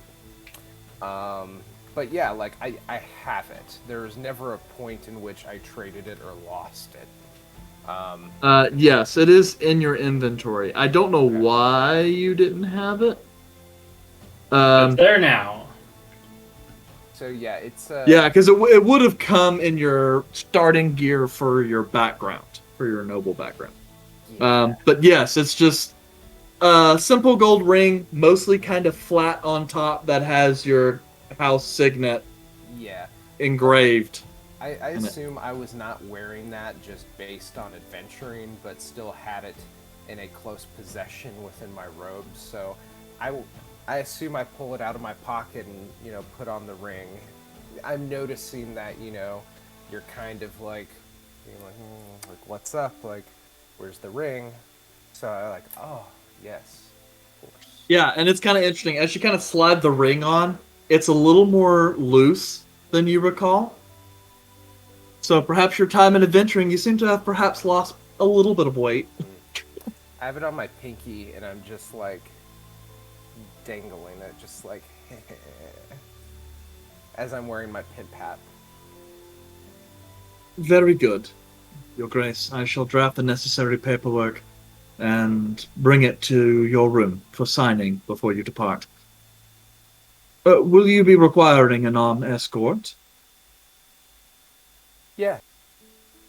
Very well. I shall have a couple chariot or blah, blah, carriages sent with yours, with some guards. They should be able to see you safely into the valley. That'd be quite nice. I appreciate your help, and frankly, this conversation has been quite nice. Yes, it has been. Thank you for your insights and for the action. Are there any other smaller things you would like me to see to? Ones that might not require authorization for large sums of money? Um, I look around at the party and just say, well, lady and gentlemen,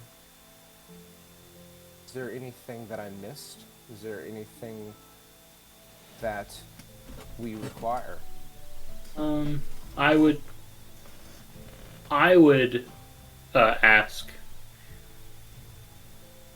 what how many of the furnaces need relining? Could we get away with a smaller charge on maybe one or two if there are several? Because giving a little can go a long way uh, with people. You don't have to give the mile, but you can give the inch right now. Yes, understood. And he kind of flips open the book and kind of flips through a couple pages and then pulls out like a couple loose leaf sheets that are just kind of stuck in there. Kind of flips over. From what you can tell, it looks kind of like a ledger, like an itemized list. And goes, Yes, it looks like of the 12 industrial blast furnaces that we have, all of them require some manner of maintenance. Half require relining, two of which are completely unusable. So, Well, I'm not a noble in any sense of the word, and I don't really handle finances, but I think having down equipment is uh, slowing production. yes, unfortunately, the levies on the ore shipments that are produced are quite high.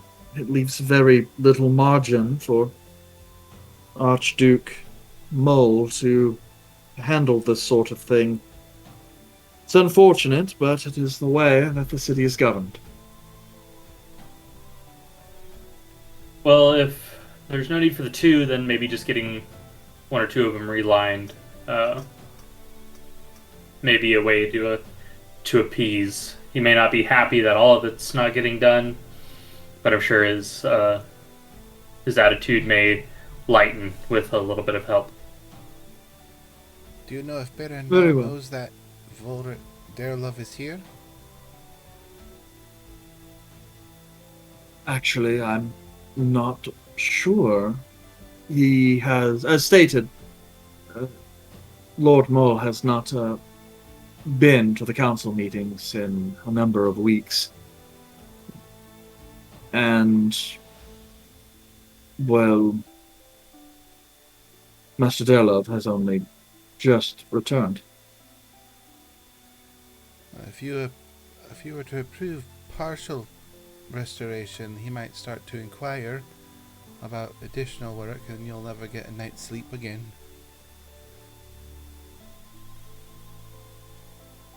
Well, That's fair. still, it would be good if His Majesty is able to look at these. As even I cannot deny that the work certainly needs to be done, but still, I cannot act without his authorization in this particular instance. Let,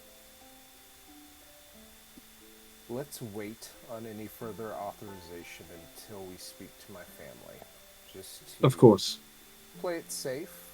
I don't want to immediately arrive and get caught up in specific operational spending. While Of course. Yes.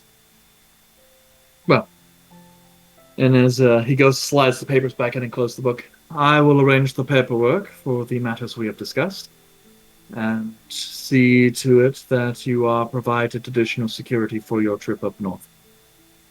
And he kind of goes to stand, kind of hefts the large book up, kind of rests it in the pocket of his arm. Good afternoon, and it was a pleasure meeting all of you.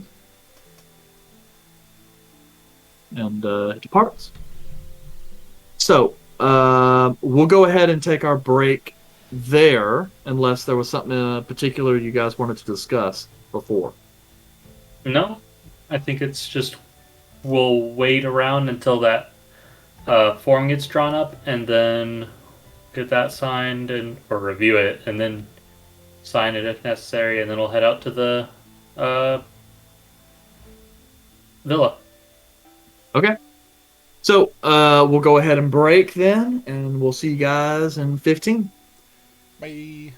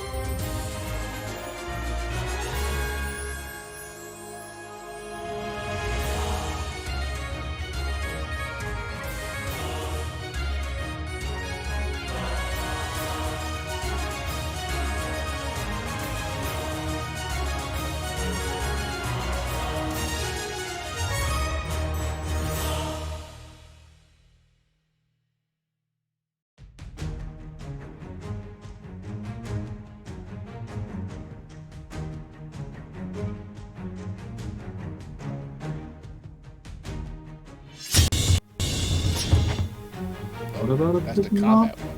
Oops. Oh, Scare that one. Cute as a button.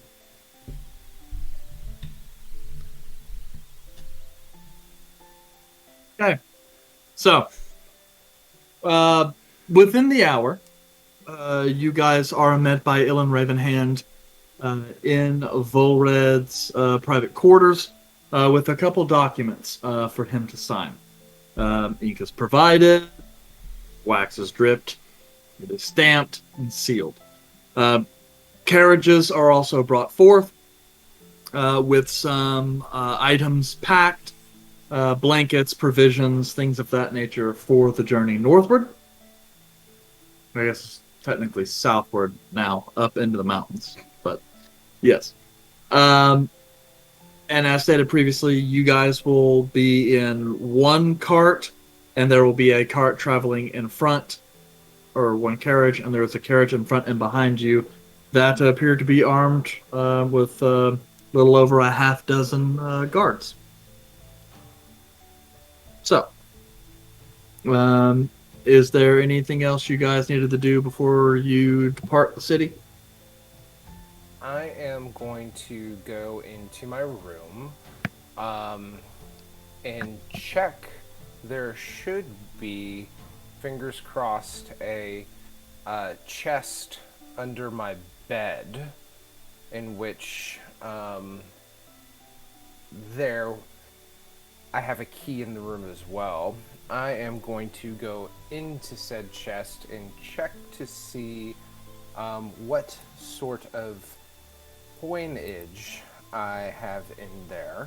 It's kind of a little bit of a stash reserve, and I would like to take some money out of that before we leave. Okay. As you pull out the chest, kind of open it up, you do see a collection of small coin purses that you have received from various times throughout your life, your own little private fund. You count the coinage to be somewhere just over 800 gold. Perfect. I am going to take 600 of it and add it to my inventory. Okay.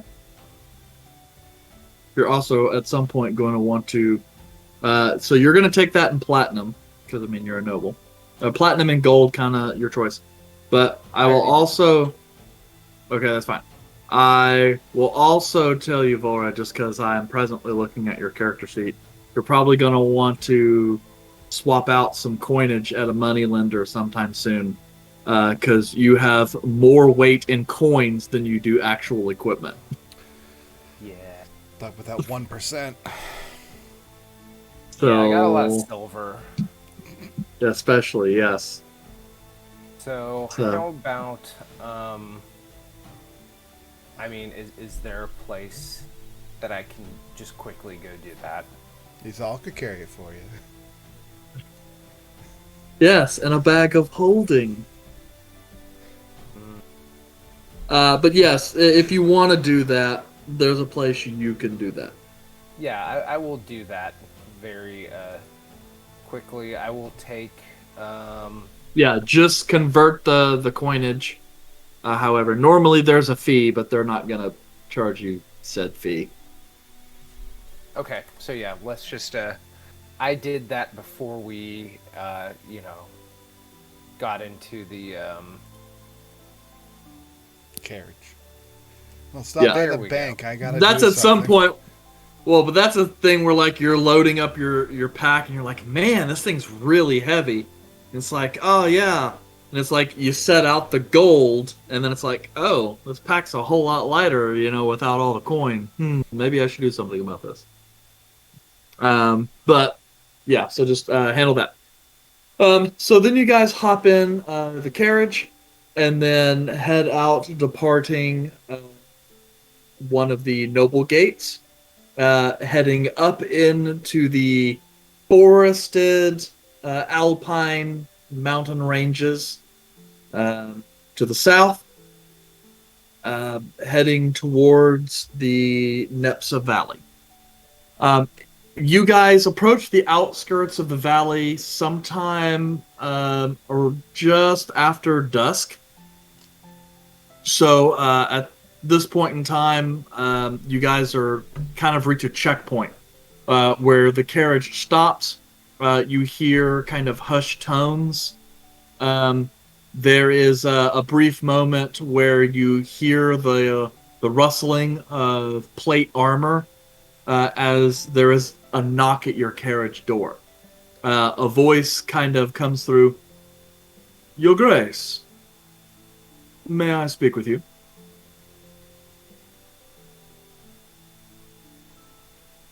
You cut out a little bit, but I'm assuming that was an acquiescence. As the door opens, you see this figure-clad and relatively nice plate mail bearing a tabard of the Kyosan seal. He also has this kind of big fur-lined cloak. Kind of sitting over half elvish, but kind of longer hair that's kind of braided.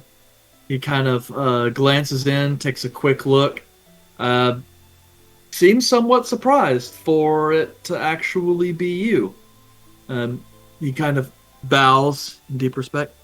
Apologies, Your Grace. It's simply that, well, quite honestly, we were not expecting you. Not told that you would be coming to join us. So, I suppose everything looks good here.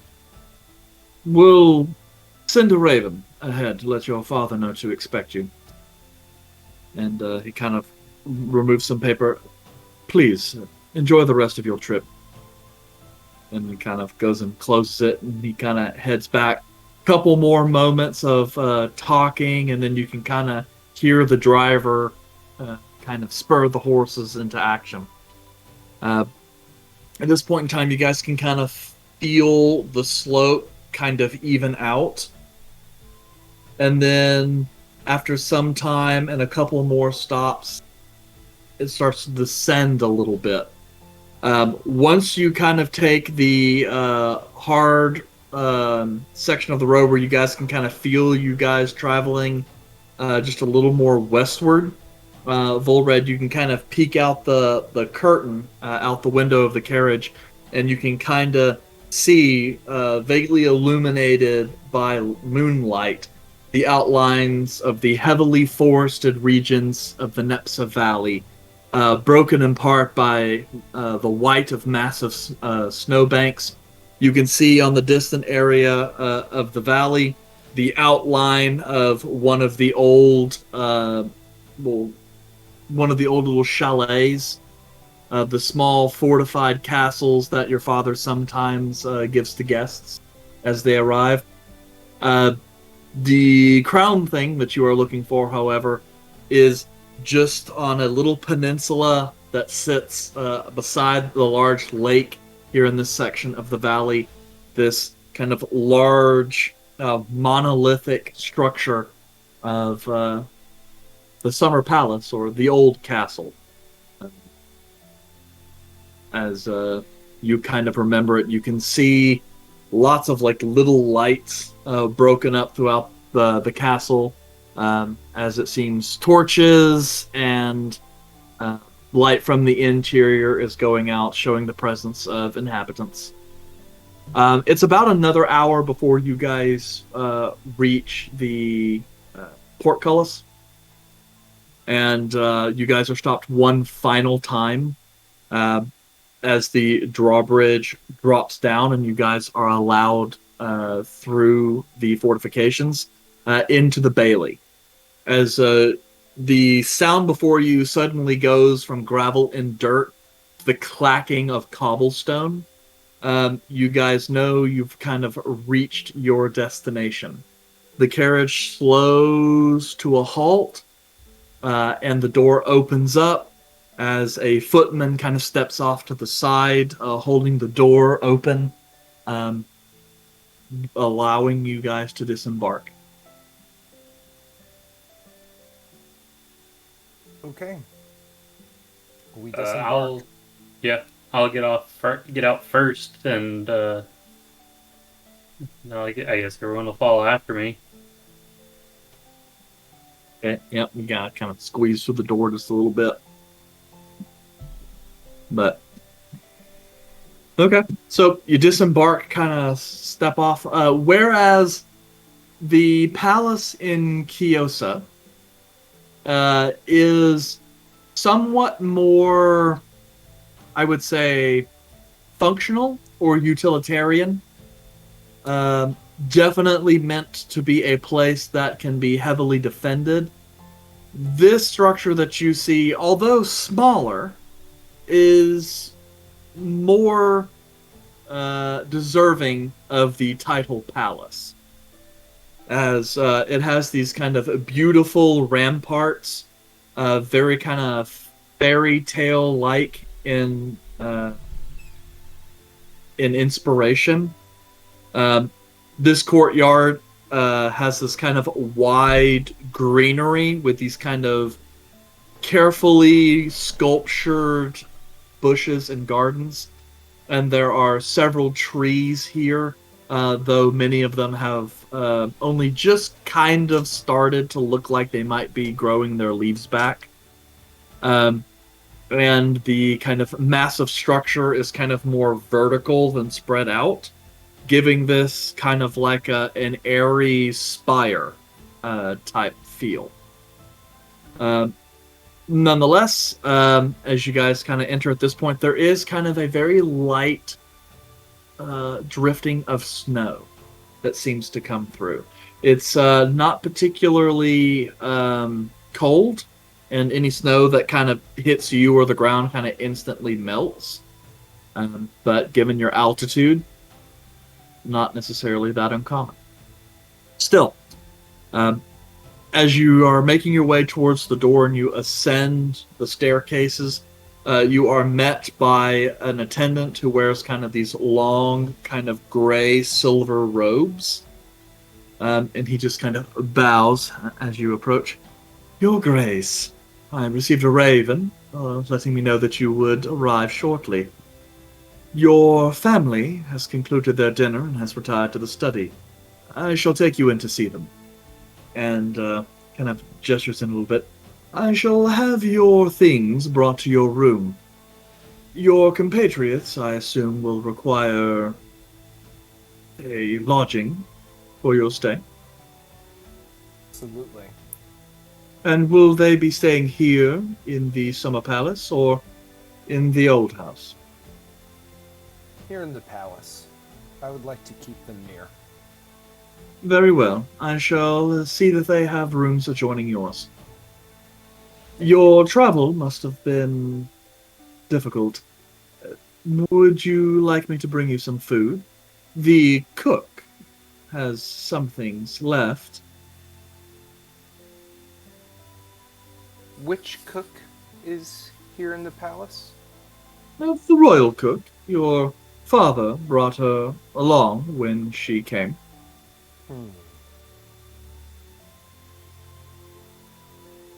Yes, some That's food the would be ideal.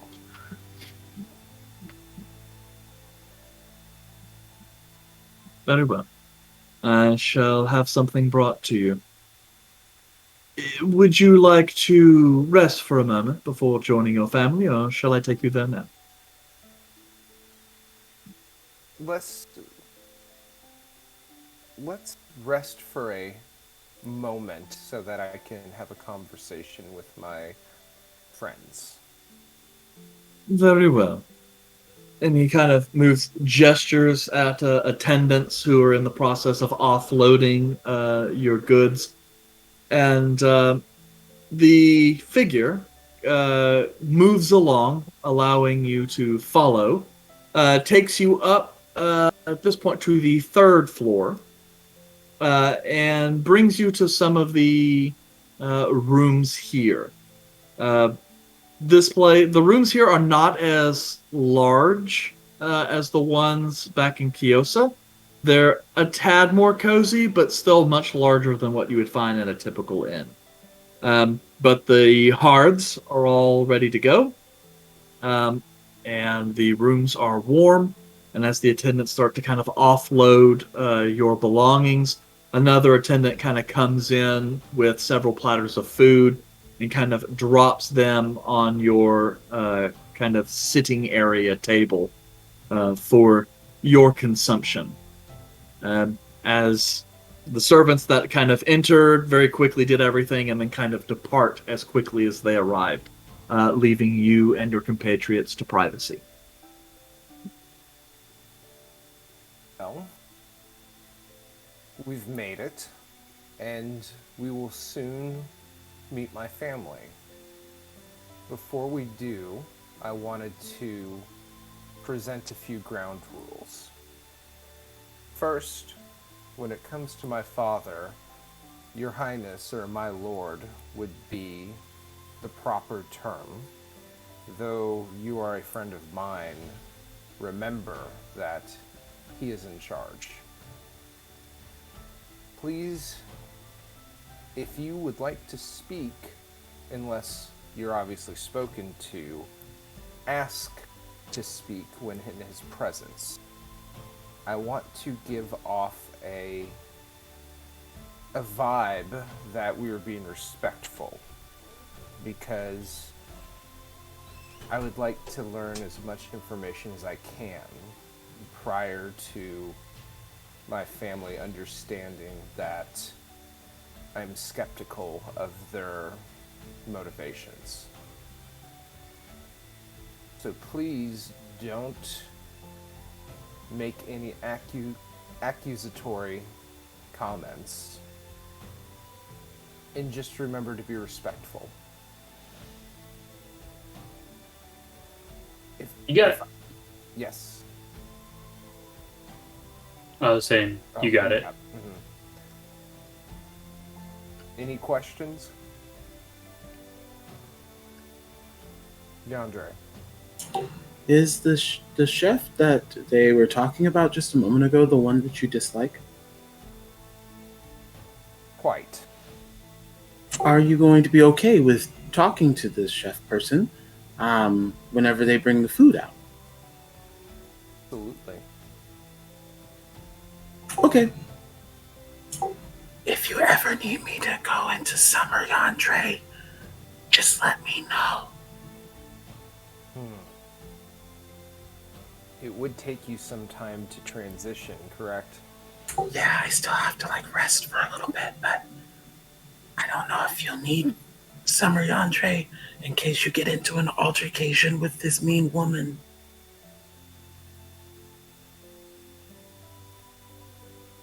Will Summer Yandere have the same filter that I require when it comes to dealing with my family?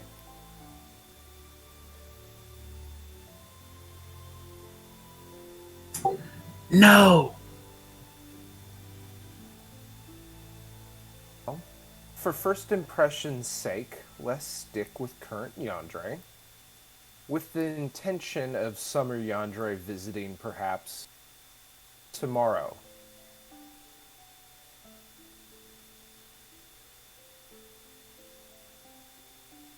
Well, are we ready to meet the family?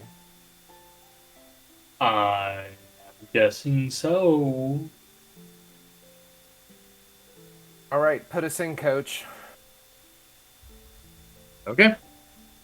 So, after Volred's unusually serious talk regarding his family, you summon the attendants and are brought down into a study.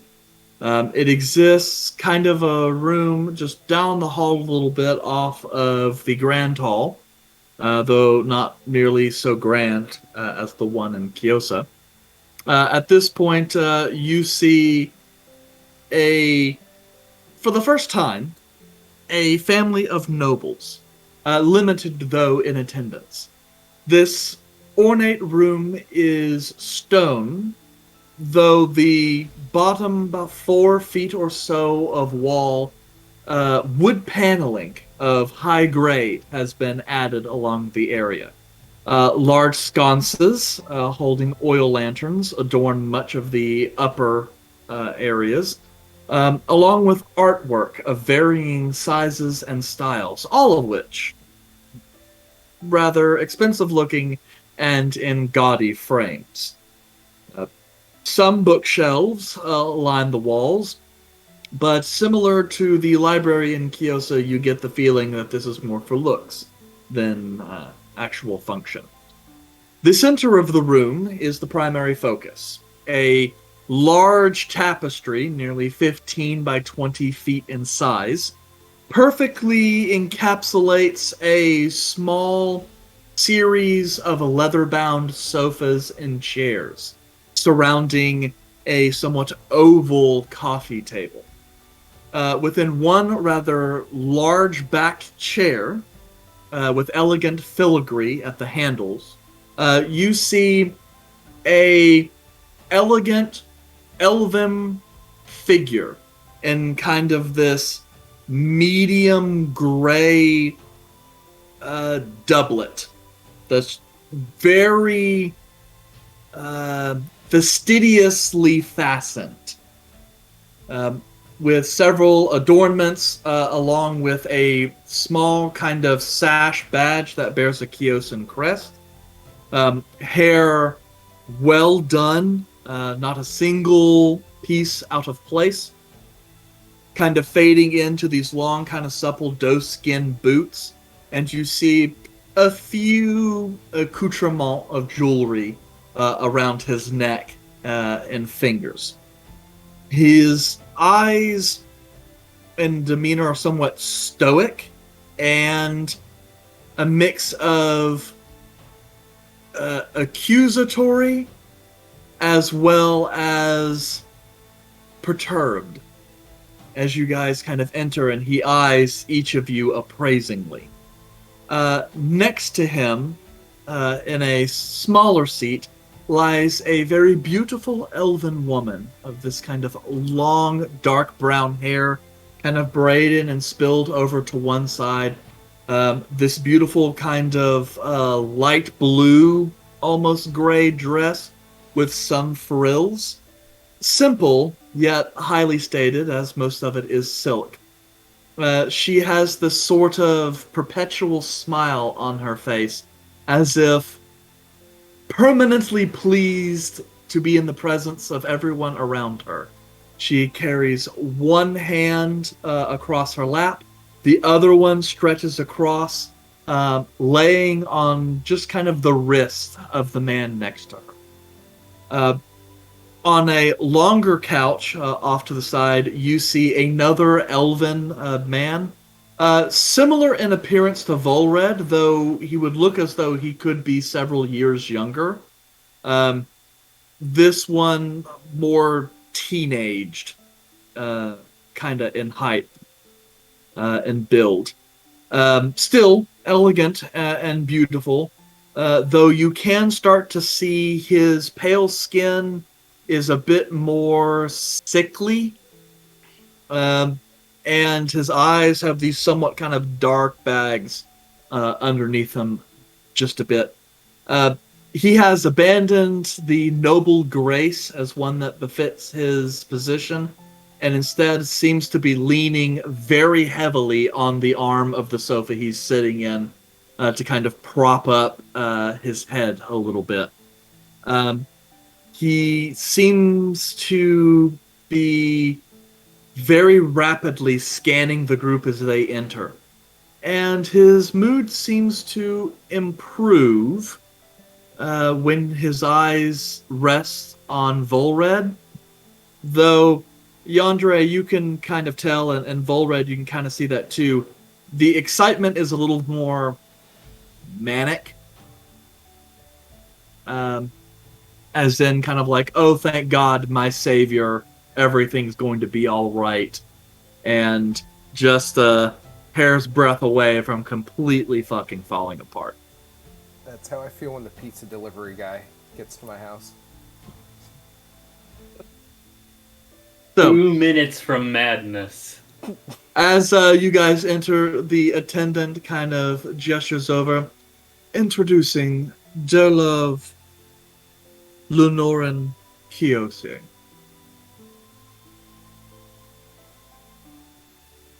And then he just kind of steps back off to the side. I walk up towards my parents, and I get on one knee and just kind of bow forward and say, "Father, Mother, I've returned," and stand up. As that happens, your father just kind of, without moving, kind of statuesque, only his eyes kind of move to kind of track you as you come and bow. As you stand back up, your mother, with that same kind of plastered smile that you've known for most of your childhood, just kind of looks over and goes, "Ah, Lanren, don't you see? Ardelov has come home. This is so good. I'm so happy to have my children. Isn't this wonderful?" And Lanren, without even recognizing, just continues to glance you, looking up and down. Then his eyes kind of flit over to your compatriots. "So, you have brought compatriots into our home?" Yes, I have. They are my friends, and they have been monumental in my trips abroad. His eyes kind of look back at you. He slowly stands in a sort of measured rigidness. At this point, when he kind of stands, he's like a little uncomfortably close to you, and just kind of barely taller enough than you. That way he kind of looks down at you when he sees. Kind of steps past your mother, around the coffee table, and then slowly strodes over to your party, kind of doing a very slow saunter as he kind of moves by, just kind of appraising each of them. His eyes kind of dwell a little bit on Yandere, particularly his longer hair and much longer ears. His eyes kind of dwell a little bit at the hulking size of Kelmac, though appraising the armor and its make, and then the other tools of his trade. Eyes kind of settling also a little bit on Izal and Calum. He kind of steps back a little bit more to kind of open himself up to address the entire group. "Well, they are cleaner than some of the others you've brought home in the past, though it would seem mostly still lowborn. Still, you have brought my son home, kind of appraising your body, and in much better condition than you found him. So, I suppose some reward is necessary." And kind of strodes back. "Well, now that you have done so," kind of casually glancing over, kind of speaking over his shoulder, "you shall be paid as commensurate with your aid." And kind of turning back around, kind of having his back to your mother, kind of side glancing over at you, Volred. "Well, once that is done, I believe our business shall be concluded, and you will be free to go." And kind of glances over at Volred. "Well, from what I understand, you have stayed in the city for several days. I suppose you were convalescing before coming to see your father. Perhaps trying to come up with a myriad of excuses as to why you took so long to return." You're correct. I am quite full of excuses. The first one being, you will excuse these guests and allow them to stay with me. They will leave when I leave. You see Lan cock his head a little bit. "Well, this is still my house, son, and whilst I am the trade prince. What I say goes. No one stays without my leave. And I'm not sure that they are, well, I'm not sure that they are suited to this place. Father, you would be deterring yourself the opportunity to see the maturity I've gained upon the quest you sent me on. I believe my maturity would be helpful for you and Kiyosa, saying as, well, you are here with the rest of the family, not tending to the primary responsibilities of the city. You see your father bristle a little bit. There's just enough of a relaxation of the tightness and more of a flex, as if he looks like he's about 2 seconds away from smacking you. But trying to keep this regal composure. Your mother kind of chimes in from behind him. Oh dear, isn't that wonderful? Yes, it seems our child has grown quite a bit. Ah, that's so lovely. Well, if your friends are indeed responsible for this, well, it would be poor form to send them out. And then your father kind of glances back, kind of giving a look at your mother, silencing her. Well, I suppose I could humor you. See how far your compatriots have really taken you in such a short period of time. I would appreciate that. Of course. Well, and he kind of goes striding back before you and kind of sitting back down in his armchair. Please, sit. Regale me of your tales of adventuring.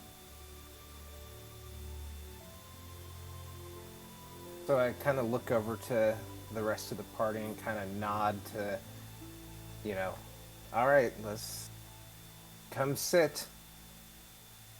And I was just kind of. I think since he's always been here the longest, he's all gets the closest seat to him, and then I'll be polite and let Yandere take the next seat, and I'll sit at the end. Andre just immediately goes up to the table. He doesn't even know where the chairs are aligned or anything. He's just going to go up and be, It looks Your like Majesty? a nice chair. Your Majesty, Your Highness, Your Majesty, and then just sits down in a chair that's on the opposite side of whatever table, knowing that there are obviously spots for wherever the regal people are.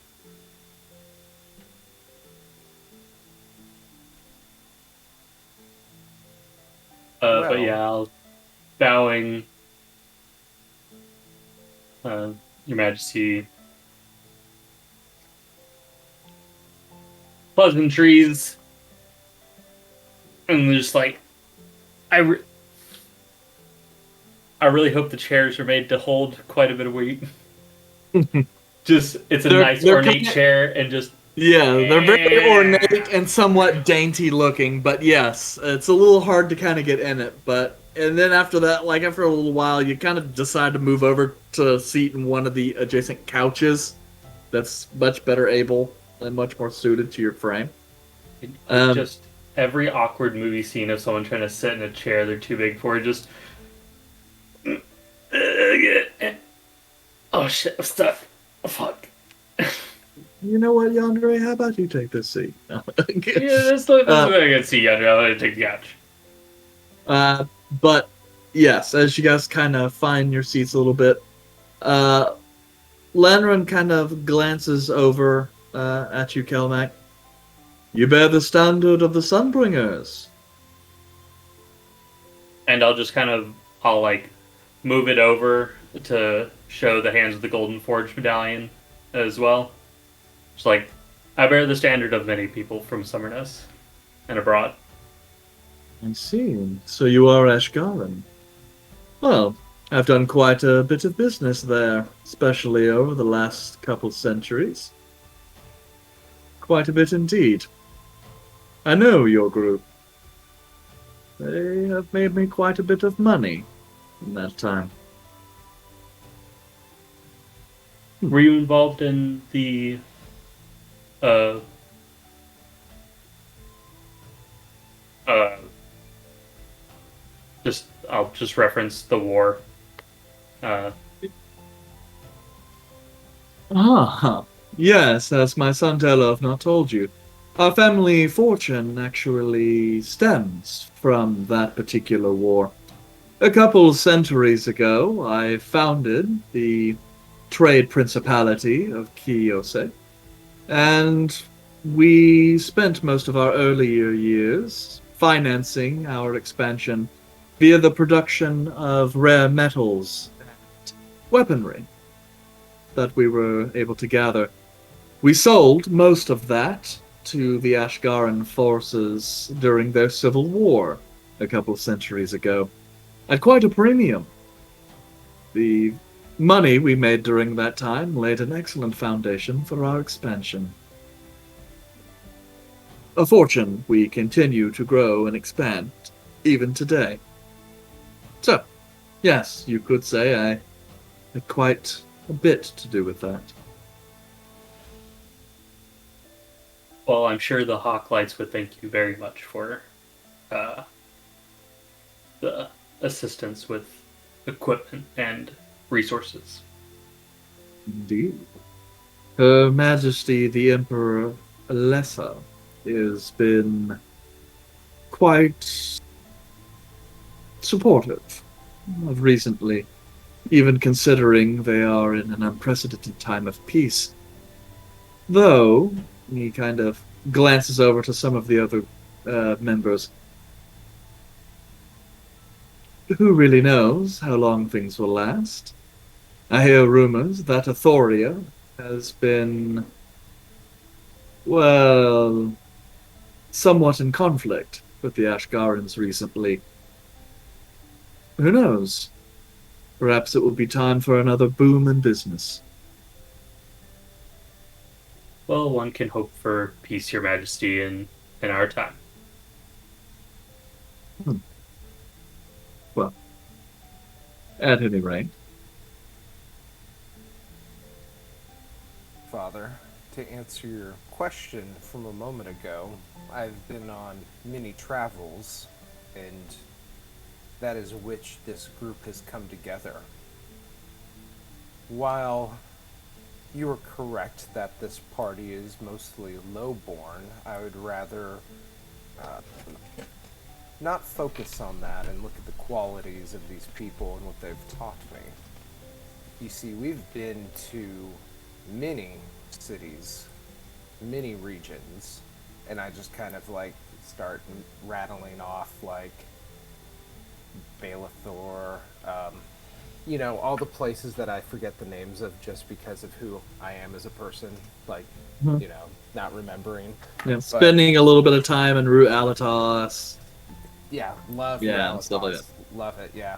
And just like going through like the roster and explaining. It took me quite some time to find the personal answers I was looking for. As you can probably tell, my condition in which I left is no longer a problem. I've been cured. And that's been thankfully to this group and other help along the way. I have been forced to mature and see my past self as but a caricature of self-indulgent behaviors. So I return to you a man with valor, dignity, and willingness to fight.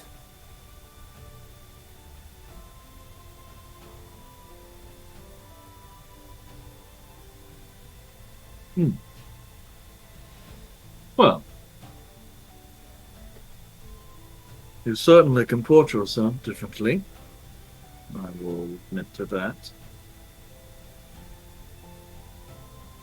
Well, so, it would appear your time abroad has tempered your more reckless spirit. Still, in that time, your younger brother has taken over your duties with mixed results. And you just kind of see Eldwin kind of shirk away a little bit, not wanting to meet your father's gaze. Now, I suppose now that you are here, you no doubt wish to claim an aspect of your birthright, to take back up the mantle of Crown Prince, yes? Due time, yes. There are still a few personal ventures that I would like to see to prior to returning permanently. But yes, that is my plan. Very well. And are these ventures of yours going to cost me? No, they shouldn't. This is but my personal responsibility to care for the people who have cared for me and help them tie up loose ends of their personal business.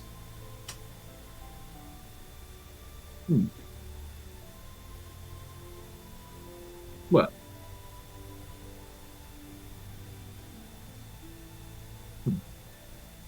Oh well, I suppose your brother can take up your responsibilities for at least a little bit of time. Until you return. Isn't that right, Eldwin? And your brother just still kind of shaking away. Yes, father. Well, since you have no intention of staying, how long until you depart? Was there something in particular you wish to discuss? You came all this way.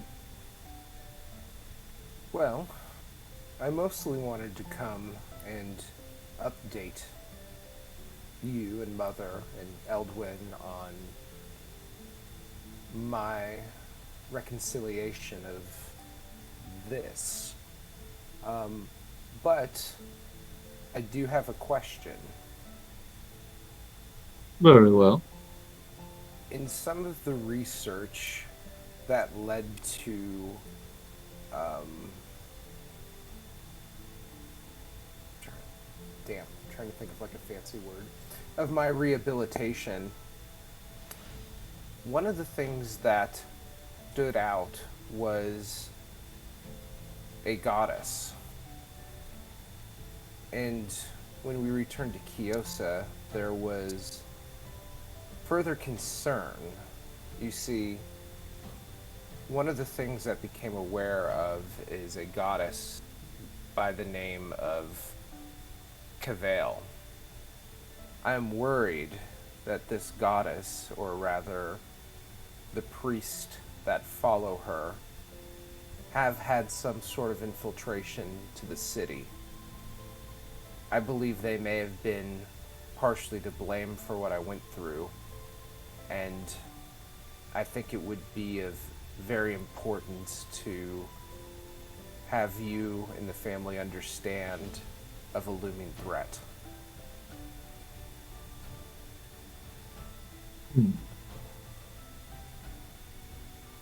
Well, I can't say that I have heard of this Cavale or dark priests. But then again, in the lives of adventurers, there are so many very interesting stories, aren't there? Still, I suppose I will have the scholars look into it. See if there's anything to your bedtime stories. Understand the speculation, Father, but being an adventurer the last period of time, I have met 3 different gods. And I'm putting myself out there to say I believe there's a real threat to Kyosa. And that any information one could dig up on this goddess would be important for the safety of the city. Well, will simply have to take this information and pass it along to the spy master. Stan is so reliable with these things. So, if there is information to be had, we will have it soon. I do have a question of my own. You mentioned you were able to cure your affliction. How was that? Well, I told you I've met 3 gods. It was one of them. I see. Which one in particular? That is a much longer story. And I'm not fully willing to tell right now.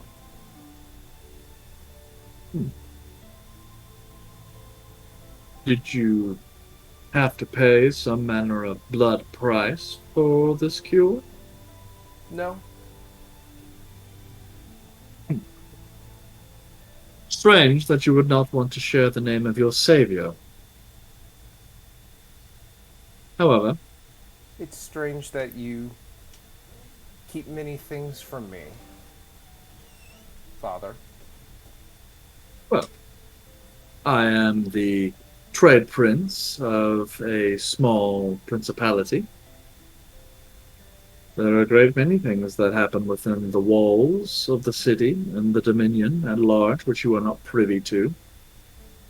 If you wish to be more aware, you can certainly join the council meetings when they resume. I intend to. Good. And on that topic, I would like to let you know that I did have a chance to speak with Ellen. Elon Tusk. God, You can just call him Ravenhand or the Archon. that's true. I had a chance to speak to the Raven Hand about some of the conditions in the city. I had a chance to walk around the area in a more secluded manner, as in disguised. I wanted to see the happenings of the city from a neutral perspective. And I must admit, the area of the foundry is concerning, Father. There are problems with sewage. The water is making people sick. And the foundry itself has many issues that are causing worker health. I'm sure you know all of this, and that this is something that you and Ravenhand have discussed. But while I was speaking with him, I told him my thoughts, and he mentioned that there was some infrastructure planning in place. And I'm coming to you to announce the belief that such infrastructure upgrades should be highly considered.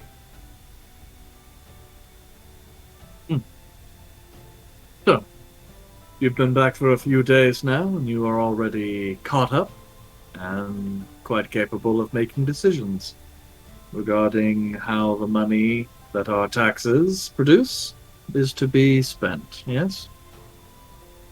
No.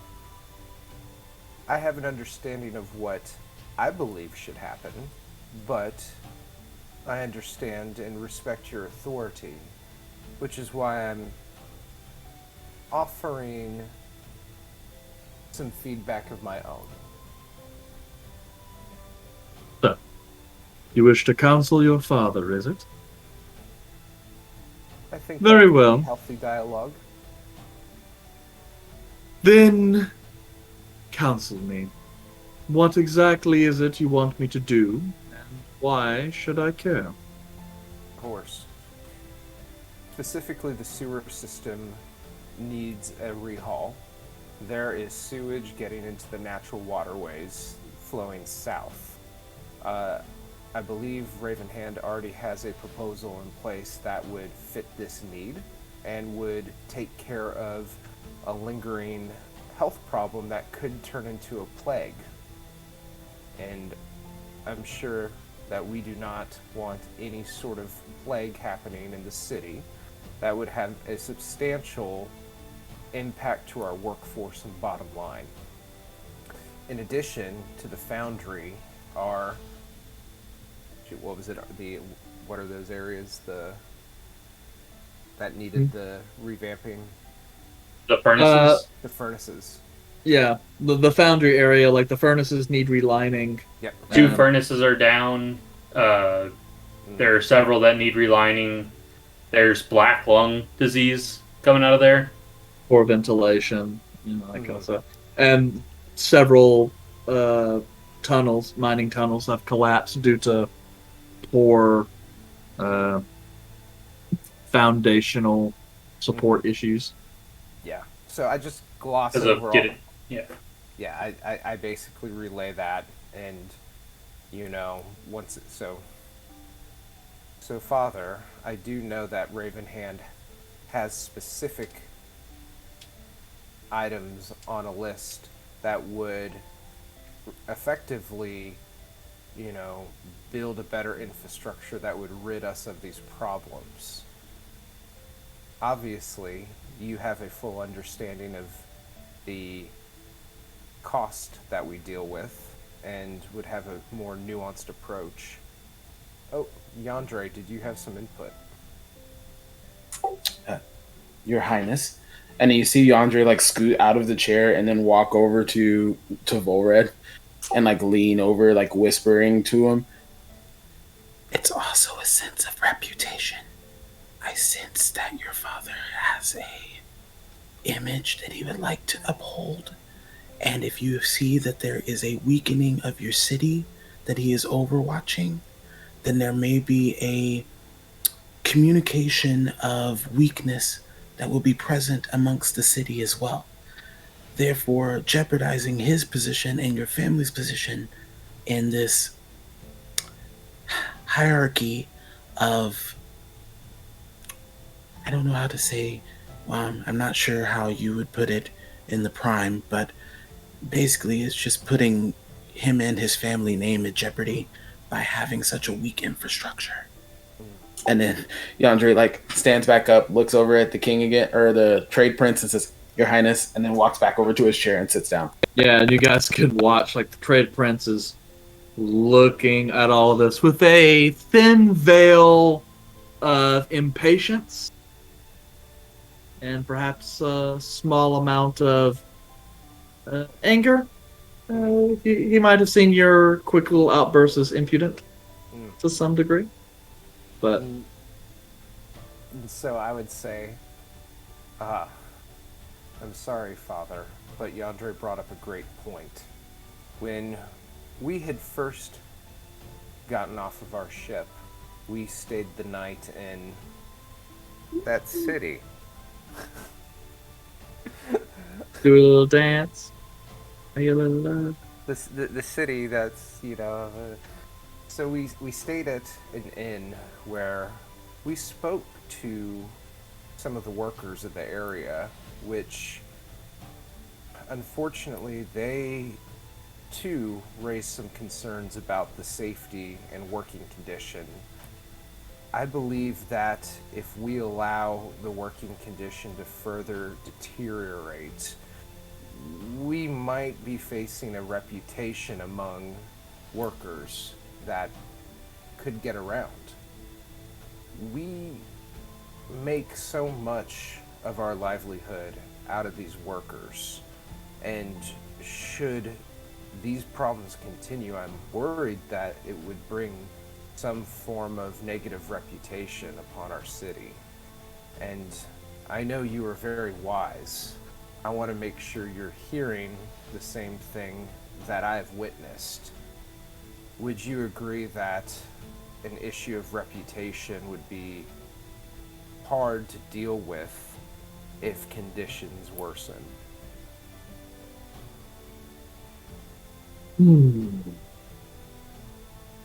The primary reputation of which I am interested in is that of status and wealth. We maintain quite a bit of that at the moment. Not to mention, I have read over the Ravenhand's musings on this topic, and what he recommends appears to be prohibitively expensive. Tens of thousands of gold pieces. Even if, which we cannot, but even if we were somehow able to fund that, or even a significant portion from our city's coffers, how then shall we obtain the rest?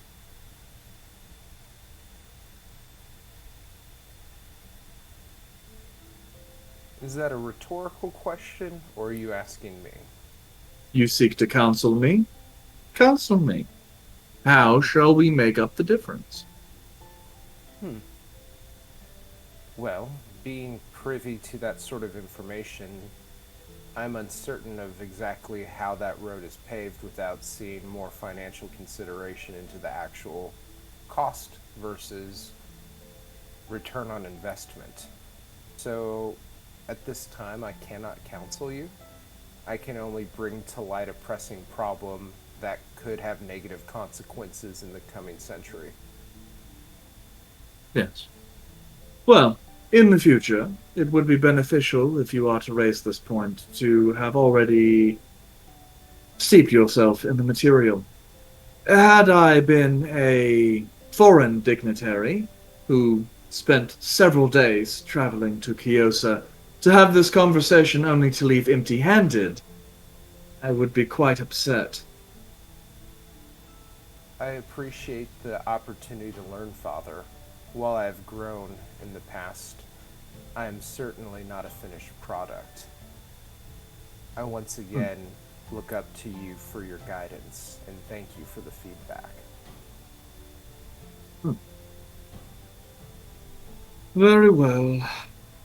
Still, I suppose it's not surprising that the Archon has taken to solicit my son to his cause. He has been somewhat forceful lately in giving him leeway to act. His impatience has called into question whether or not he has the, shall I say, composure necessary for his office.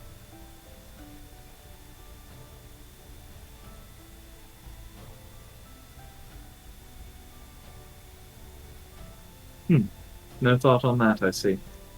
Well, who knows? Perhaps Lord Karadec would be more suited to the position. He already handles so much with regards to the city. Perhaps his insight could be of benefit to the wider realm.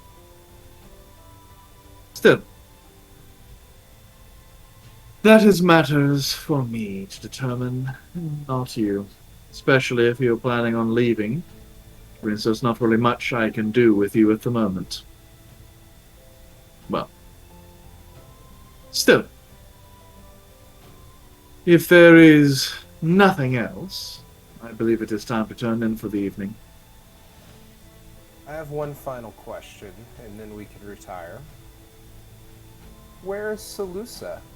I was hopeful to see her upon my return. And Hopeful. my eye twitched just very barely. Like, I don't know if enough to be seen by Landrin, but like there was definitely like a little like. Yeah. He kind of sits there for. You desire to see her, my dear son. You have changed a great deal, it seems.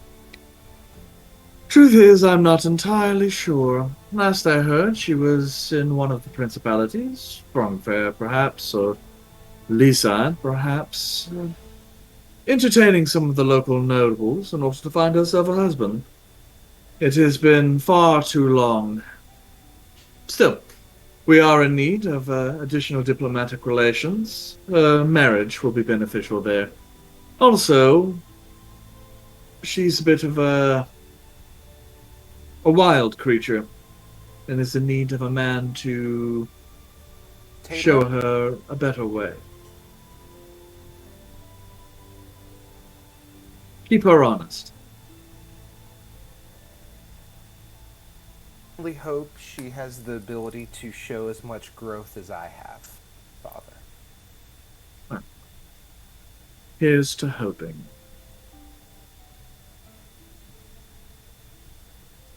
Well, with that, I believe we shall retire. I am happy to see you, family. Very much. And they just kind of nod.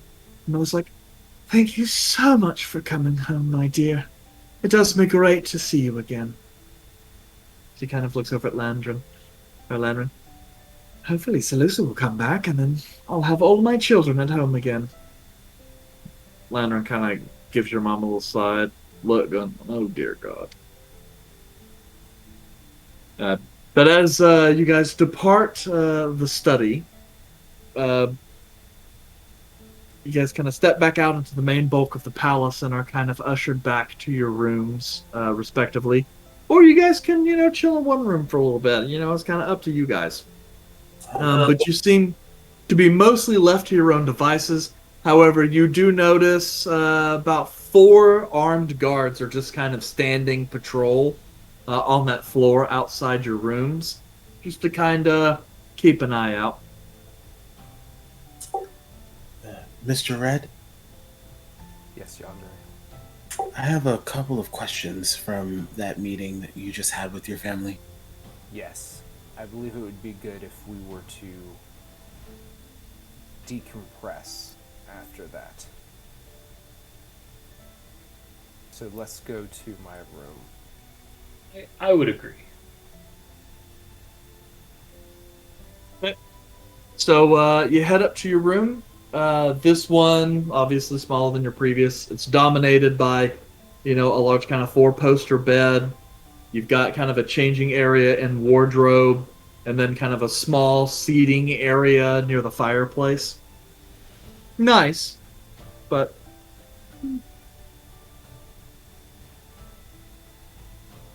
Yes, Yandere. Kelmac. I will ask you to ask your questions first before I provide any feedback of my own opinion. Mr. Kelmac, did you have any questions? Do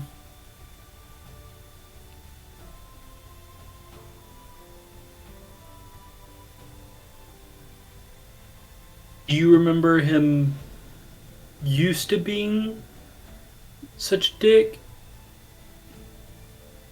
Yes. Or is this is same old? No, this is actually more pleasant than normal. More pleasant than normal. Yes. Mhm. It was a risk of mine to bow up to him, but that was needed.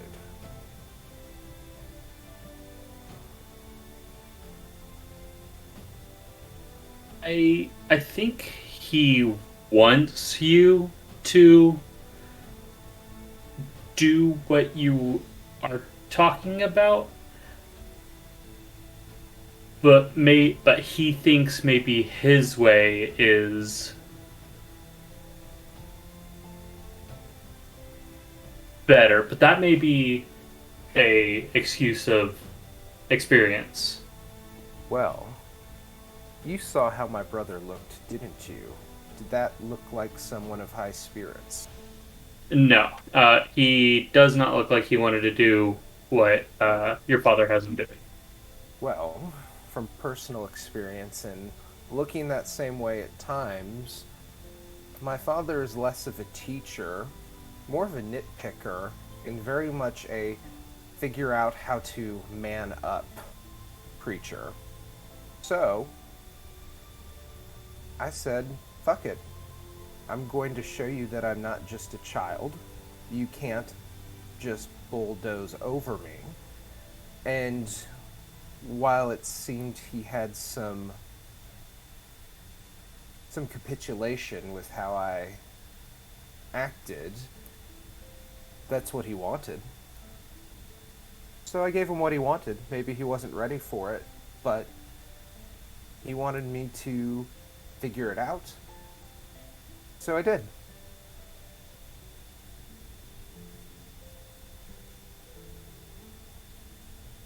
Yandere, did you have specific questions? Yes. One in particular. Why did you lie so much? That's a great question. I lied because at this time I don't find, one, him worthy of the full truth. Mainly because I don't fully trust him.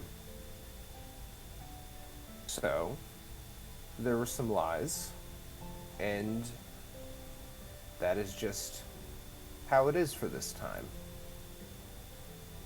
And why does he have such a high distrust in you right now? Well, right now is not necessarily accurate. There has always been a high level of, we could call it distrust, we could call it a perception of my incapabilities. You know, Non-confidence? that's another way to put it, correct. Is this because of the orphans? And the maulings? And the closure of a religious sector? Oh, I'm pretty sure he was totally fine with that last one. But, no. Even before then, his idea of parenting was strong-fisting everything. That is why Salusa is who she is. And Eldwin, I guess, being the youngest, was able to avoid that strong arm for quite some time. But now that he is the flavor of the month, well, he's no longer immune to that behavior. With you gone and your sister gone, he becomes the primary outlet. I think, to a point, my father is, well, I think he knows the failures of Kiyosa, doesn't have a plan, and I think he's intimidated. Maybe he's intimidated of me. He sure as hell is intimidated of Ravenhand currently, which, oops, he might lose his job. That's unfortunate, but that is what it is.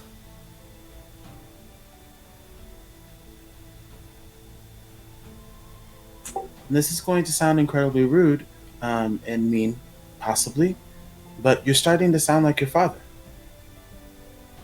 You just said that you don't care if someone loses their job, just at the expense of a conversation. That's not one of the leaves that you should be turning over. Well, that's fair. I don't want to see anything bad happen on a personal level. But if my father is the evil that I now predict him to be, there will be casualties, whether livelihood or even life, to those around him as he squirms. Again, I don't wish any ill will, but if that is a end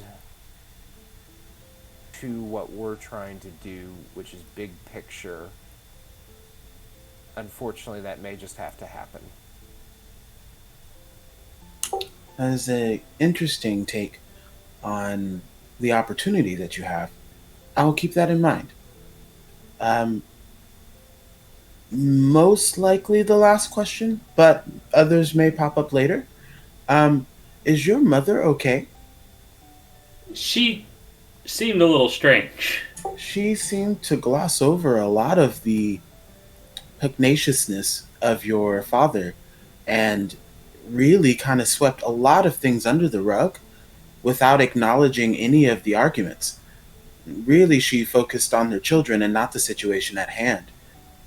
Seems like she may have locked herself into her own mental prison just to kind of deal with some of the stresses that are going on. Which is, I think I may have the answer, Bull Red, which is that kind of response is not uncommon amongst uh, the rich and powerful, as most of the time the women are married off whether they have a without a choice, so they have to accept the conditions they're in, and unfortunately that may mean shutting down in some areas. Is that a trait of domesticated elves? Unfortunately, in some cases, yes. Do you share the same low view of women? Only my sister and that fucking chef. Food was good though. But no, not women in general. Because it seems like your father uses them as a means of trade or value instead of actually valuing the person that they are. Lineage holds great value. So, Yes. Unfortunately, I think this is more of a symptom of nobility than it is necessarily elves in the prime, if that makes sense. So it's a societal thing and systematic more than it is actually a belief that you carried on. Yes. That's really unfortunate. if you get the chance, Yandre, and you're able to observe humans and their royal courting, you will see lots of women disinterested in their partners, generally drowning their sorrows in alcohol or some other uh, fanciful uh, distraction. I came here because the Prime was a place of wonder and extreme detail and um, extravagant views. But apparently here, it's starting to sound a lot more dreadful than I thought it would be. It's a little rough, but I think even though the rich and powerful have the availability of glitz and glamour, I think the lower areas can be more insightful, maybe pretty at times. The way, I do apologize for my father referring to you as lowborn. That is not a statement in which I agreed with, though I did refer to you as such. I was born in a valley, so I technically was born in a low place. Technically born into a mercenary guild, so can't really hurt me there.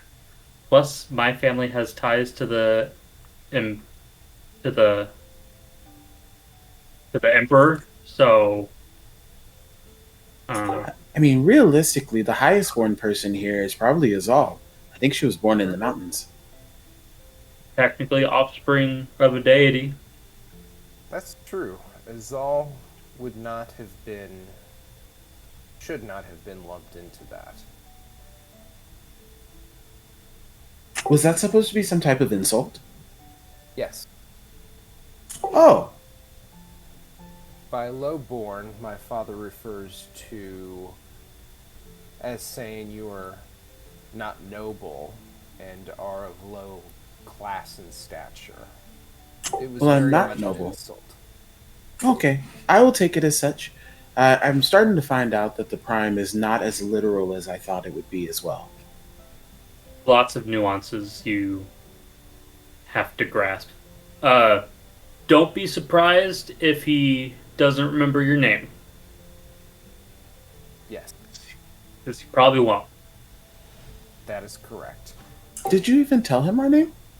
No, because I knew he wouldn't have cared. Then why would he remember? See? It's all positive. We'll deal with it that way. Well, I did actually refer to you as Yandre after you gave me that advice. That's fair. You did. Which, the one thing I was unsure about disclosing to my father was the goddess Cavale. But I decided to, for two reasons. One, should he be, let's say, innocent in this endeavor, then yes, it would be important to relay to the city that there could be these shades around. As we discovered in the book, they like to associate themselves with places of instability, which would be Iosa. exactly. Now, if he does know what's going on, that does indicate a bit of information that he now knows that I am onto, well, we are onto. But I think the risk of putting that out there was worth it, because I partially do want him to understand that we're on the trail and that he should be a little worried.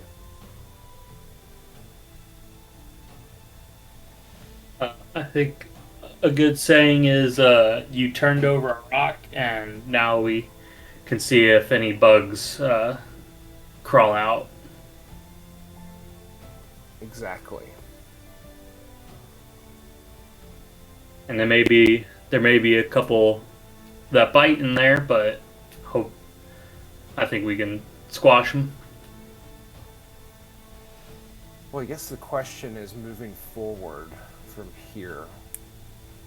I would like to speak to my brother before we leave, and I would like to have a conversation with my mother prior to leaving. Sure, you know your brother's gonna beg you to stay. Yes. And I merely, in this case, can only encourage him to see things out further. I believe he is able, and some motivation will help. I also want to see if he has any information related to what happened in my incident. Someone here, whether my mom or brother, cracks, I assume they will know something that we are yet to know. My father, well, while I wanted to ask him about that and fill in some memory before I was sent off, I knew I wouldn't get a true answer from him.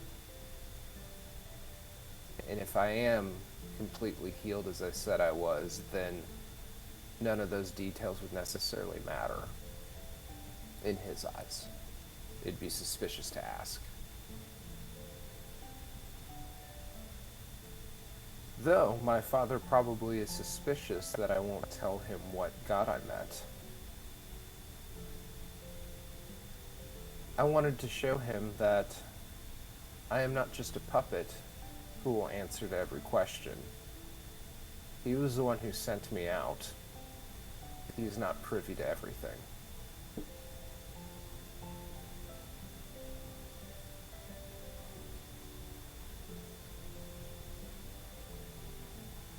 Do y'all have any questions or feedback on other items that we should intend to accomplish before we leave?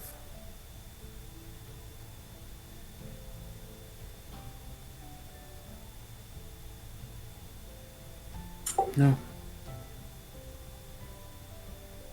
Okay. No, I think you've covered it. I know Caleb has been. He's got some weird rituals under his belt, and you were afflicted. I don't know where the heck all that roughage came from. You were afflicted when you and your sister were here.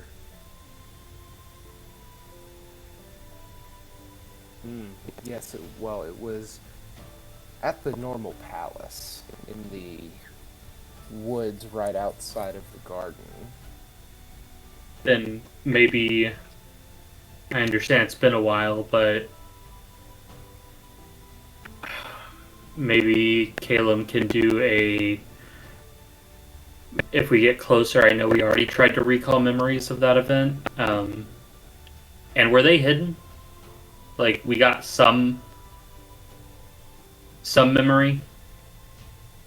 Oh, there's some memory. It's just very blotchy in places. Then I think maybe being at the area of the event may decrease the. It'll help jog memories of being in the area. Yeah. Hearing Worked so great the last time.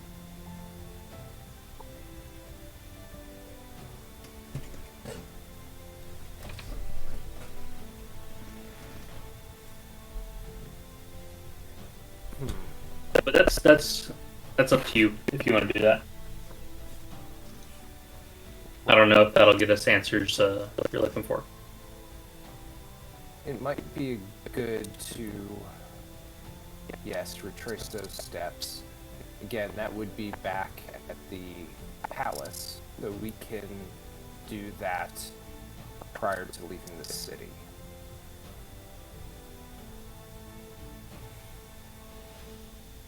But Anything else you guys wanted to discuss or do this evening? Nope. Okay. I'll just is it late? Yes, pretty late at this point, like way past sunset. You would guess probably maybe like 10 or 11. Yeah, it's bedtime. Okay. So, we'll actually call it here for this evening. Just kind of a reminder, we are not here next Tuesday. Then we will be here the following Tuesday, which should be, let me check the calendar right quick. That'd be the 20th, and then we will be off on the 27th for Christmas. I believe that is correct. It's because holiday stuff. You guys get it. So, Yep. So, if you're falling behind, feel free to jump over to our YouTube channel, where you can catch up on some past episodes if you didn't see last week's or anything before that. It's also a good idea to rewatch any Adjacent with Jace's. We had Volred on Thursday, I believe. So get lots of, so get some answers to your burning questions. As for usual, thanks for coming out. Next time, feel free to bring a friend. You think someone else might enjoy the content. And we look forward to seeing you guys 2 weeks from now. Good night, everyone. Good night.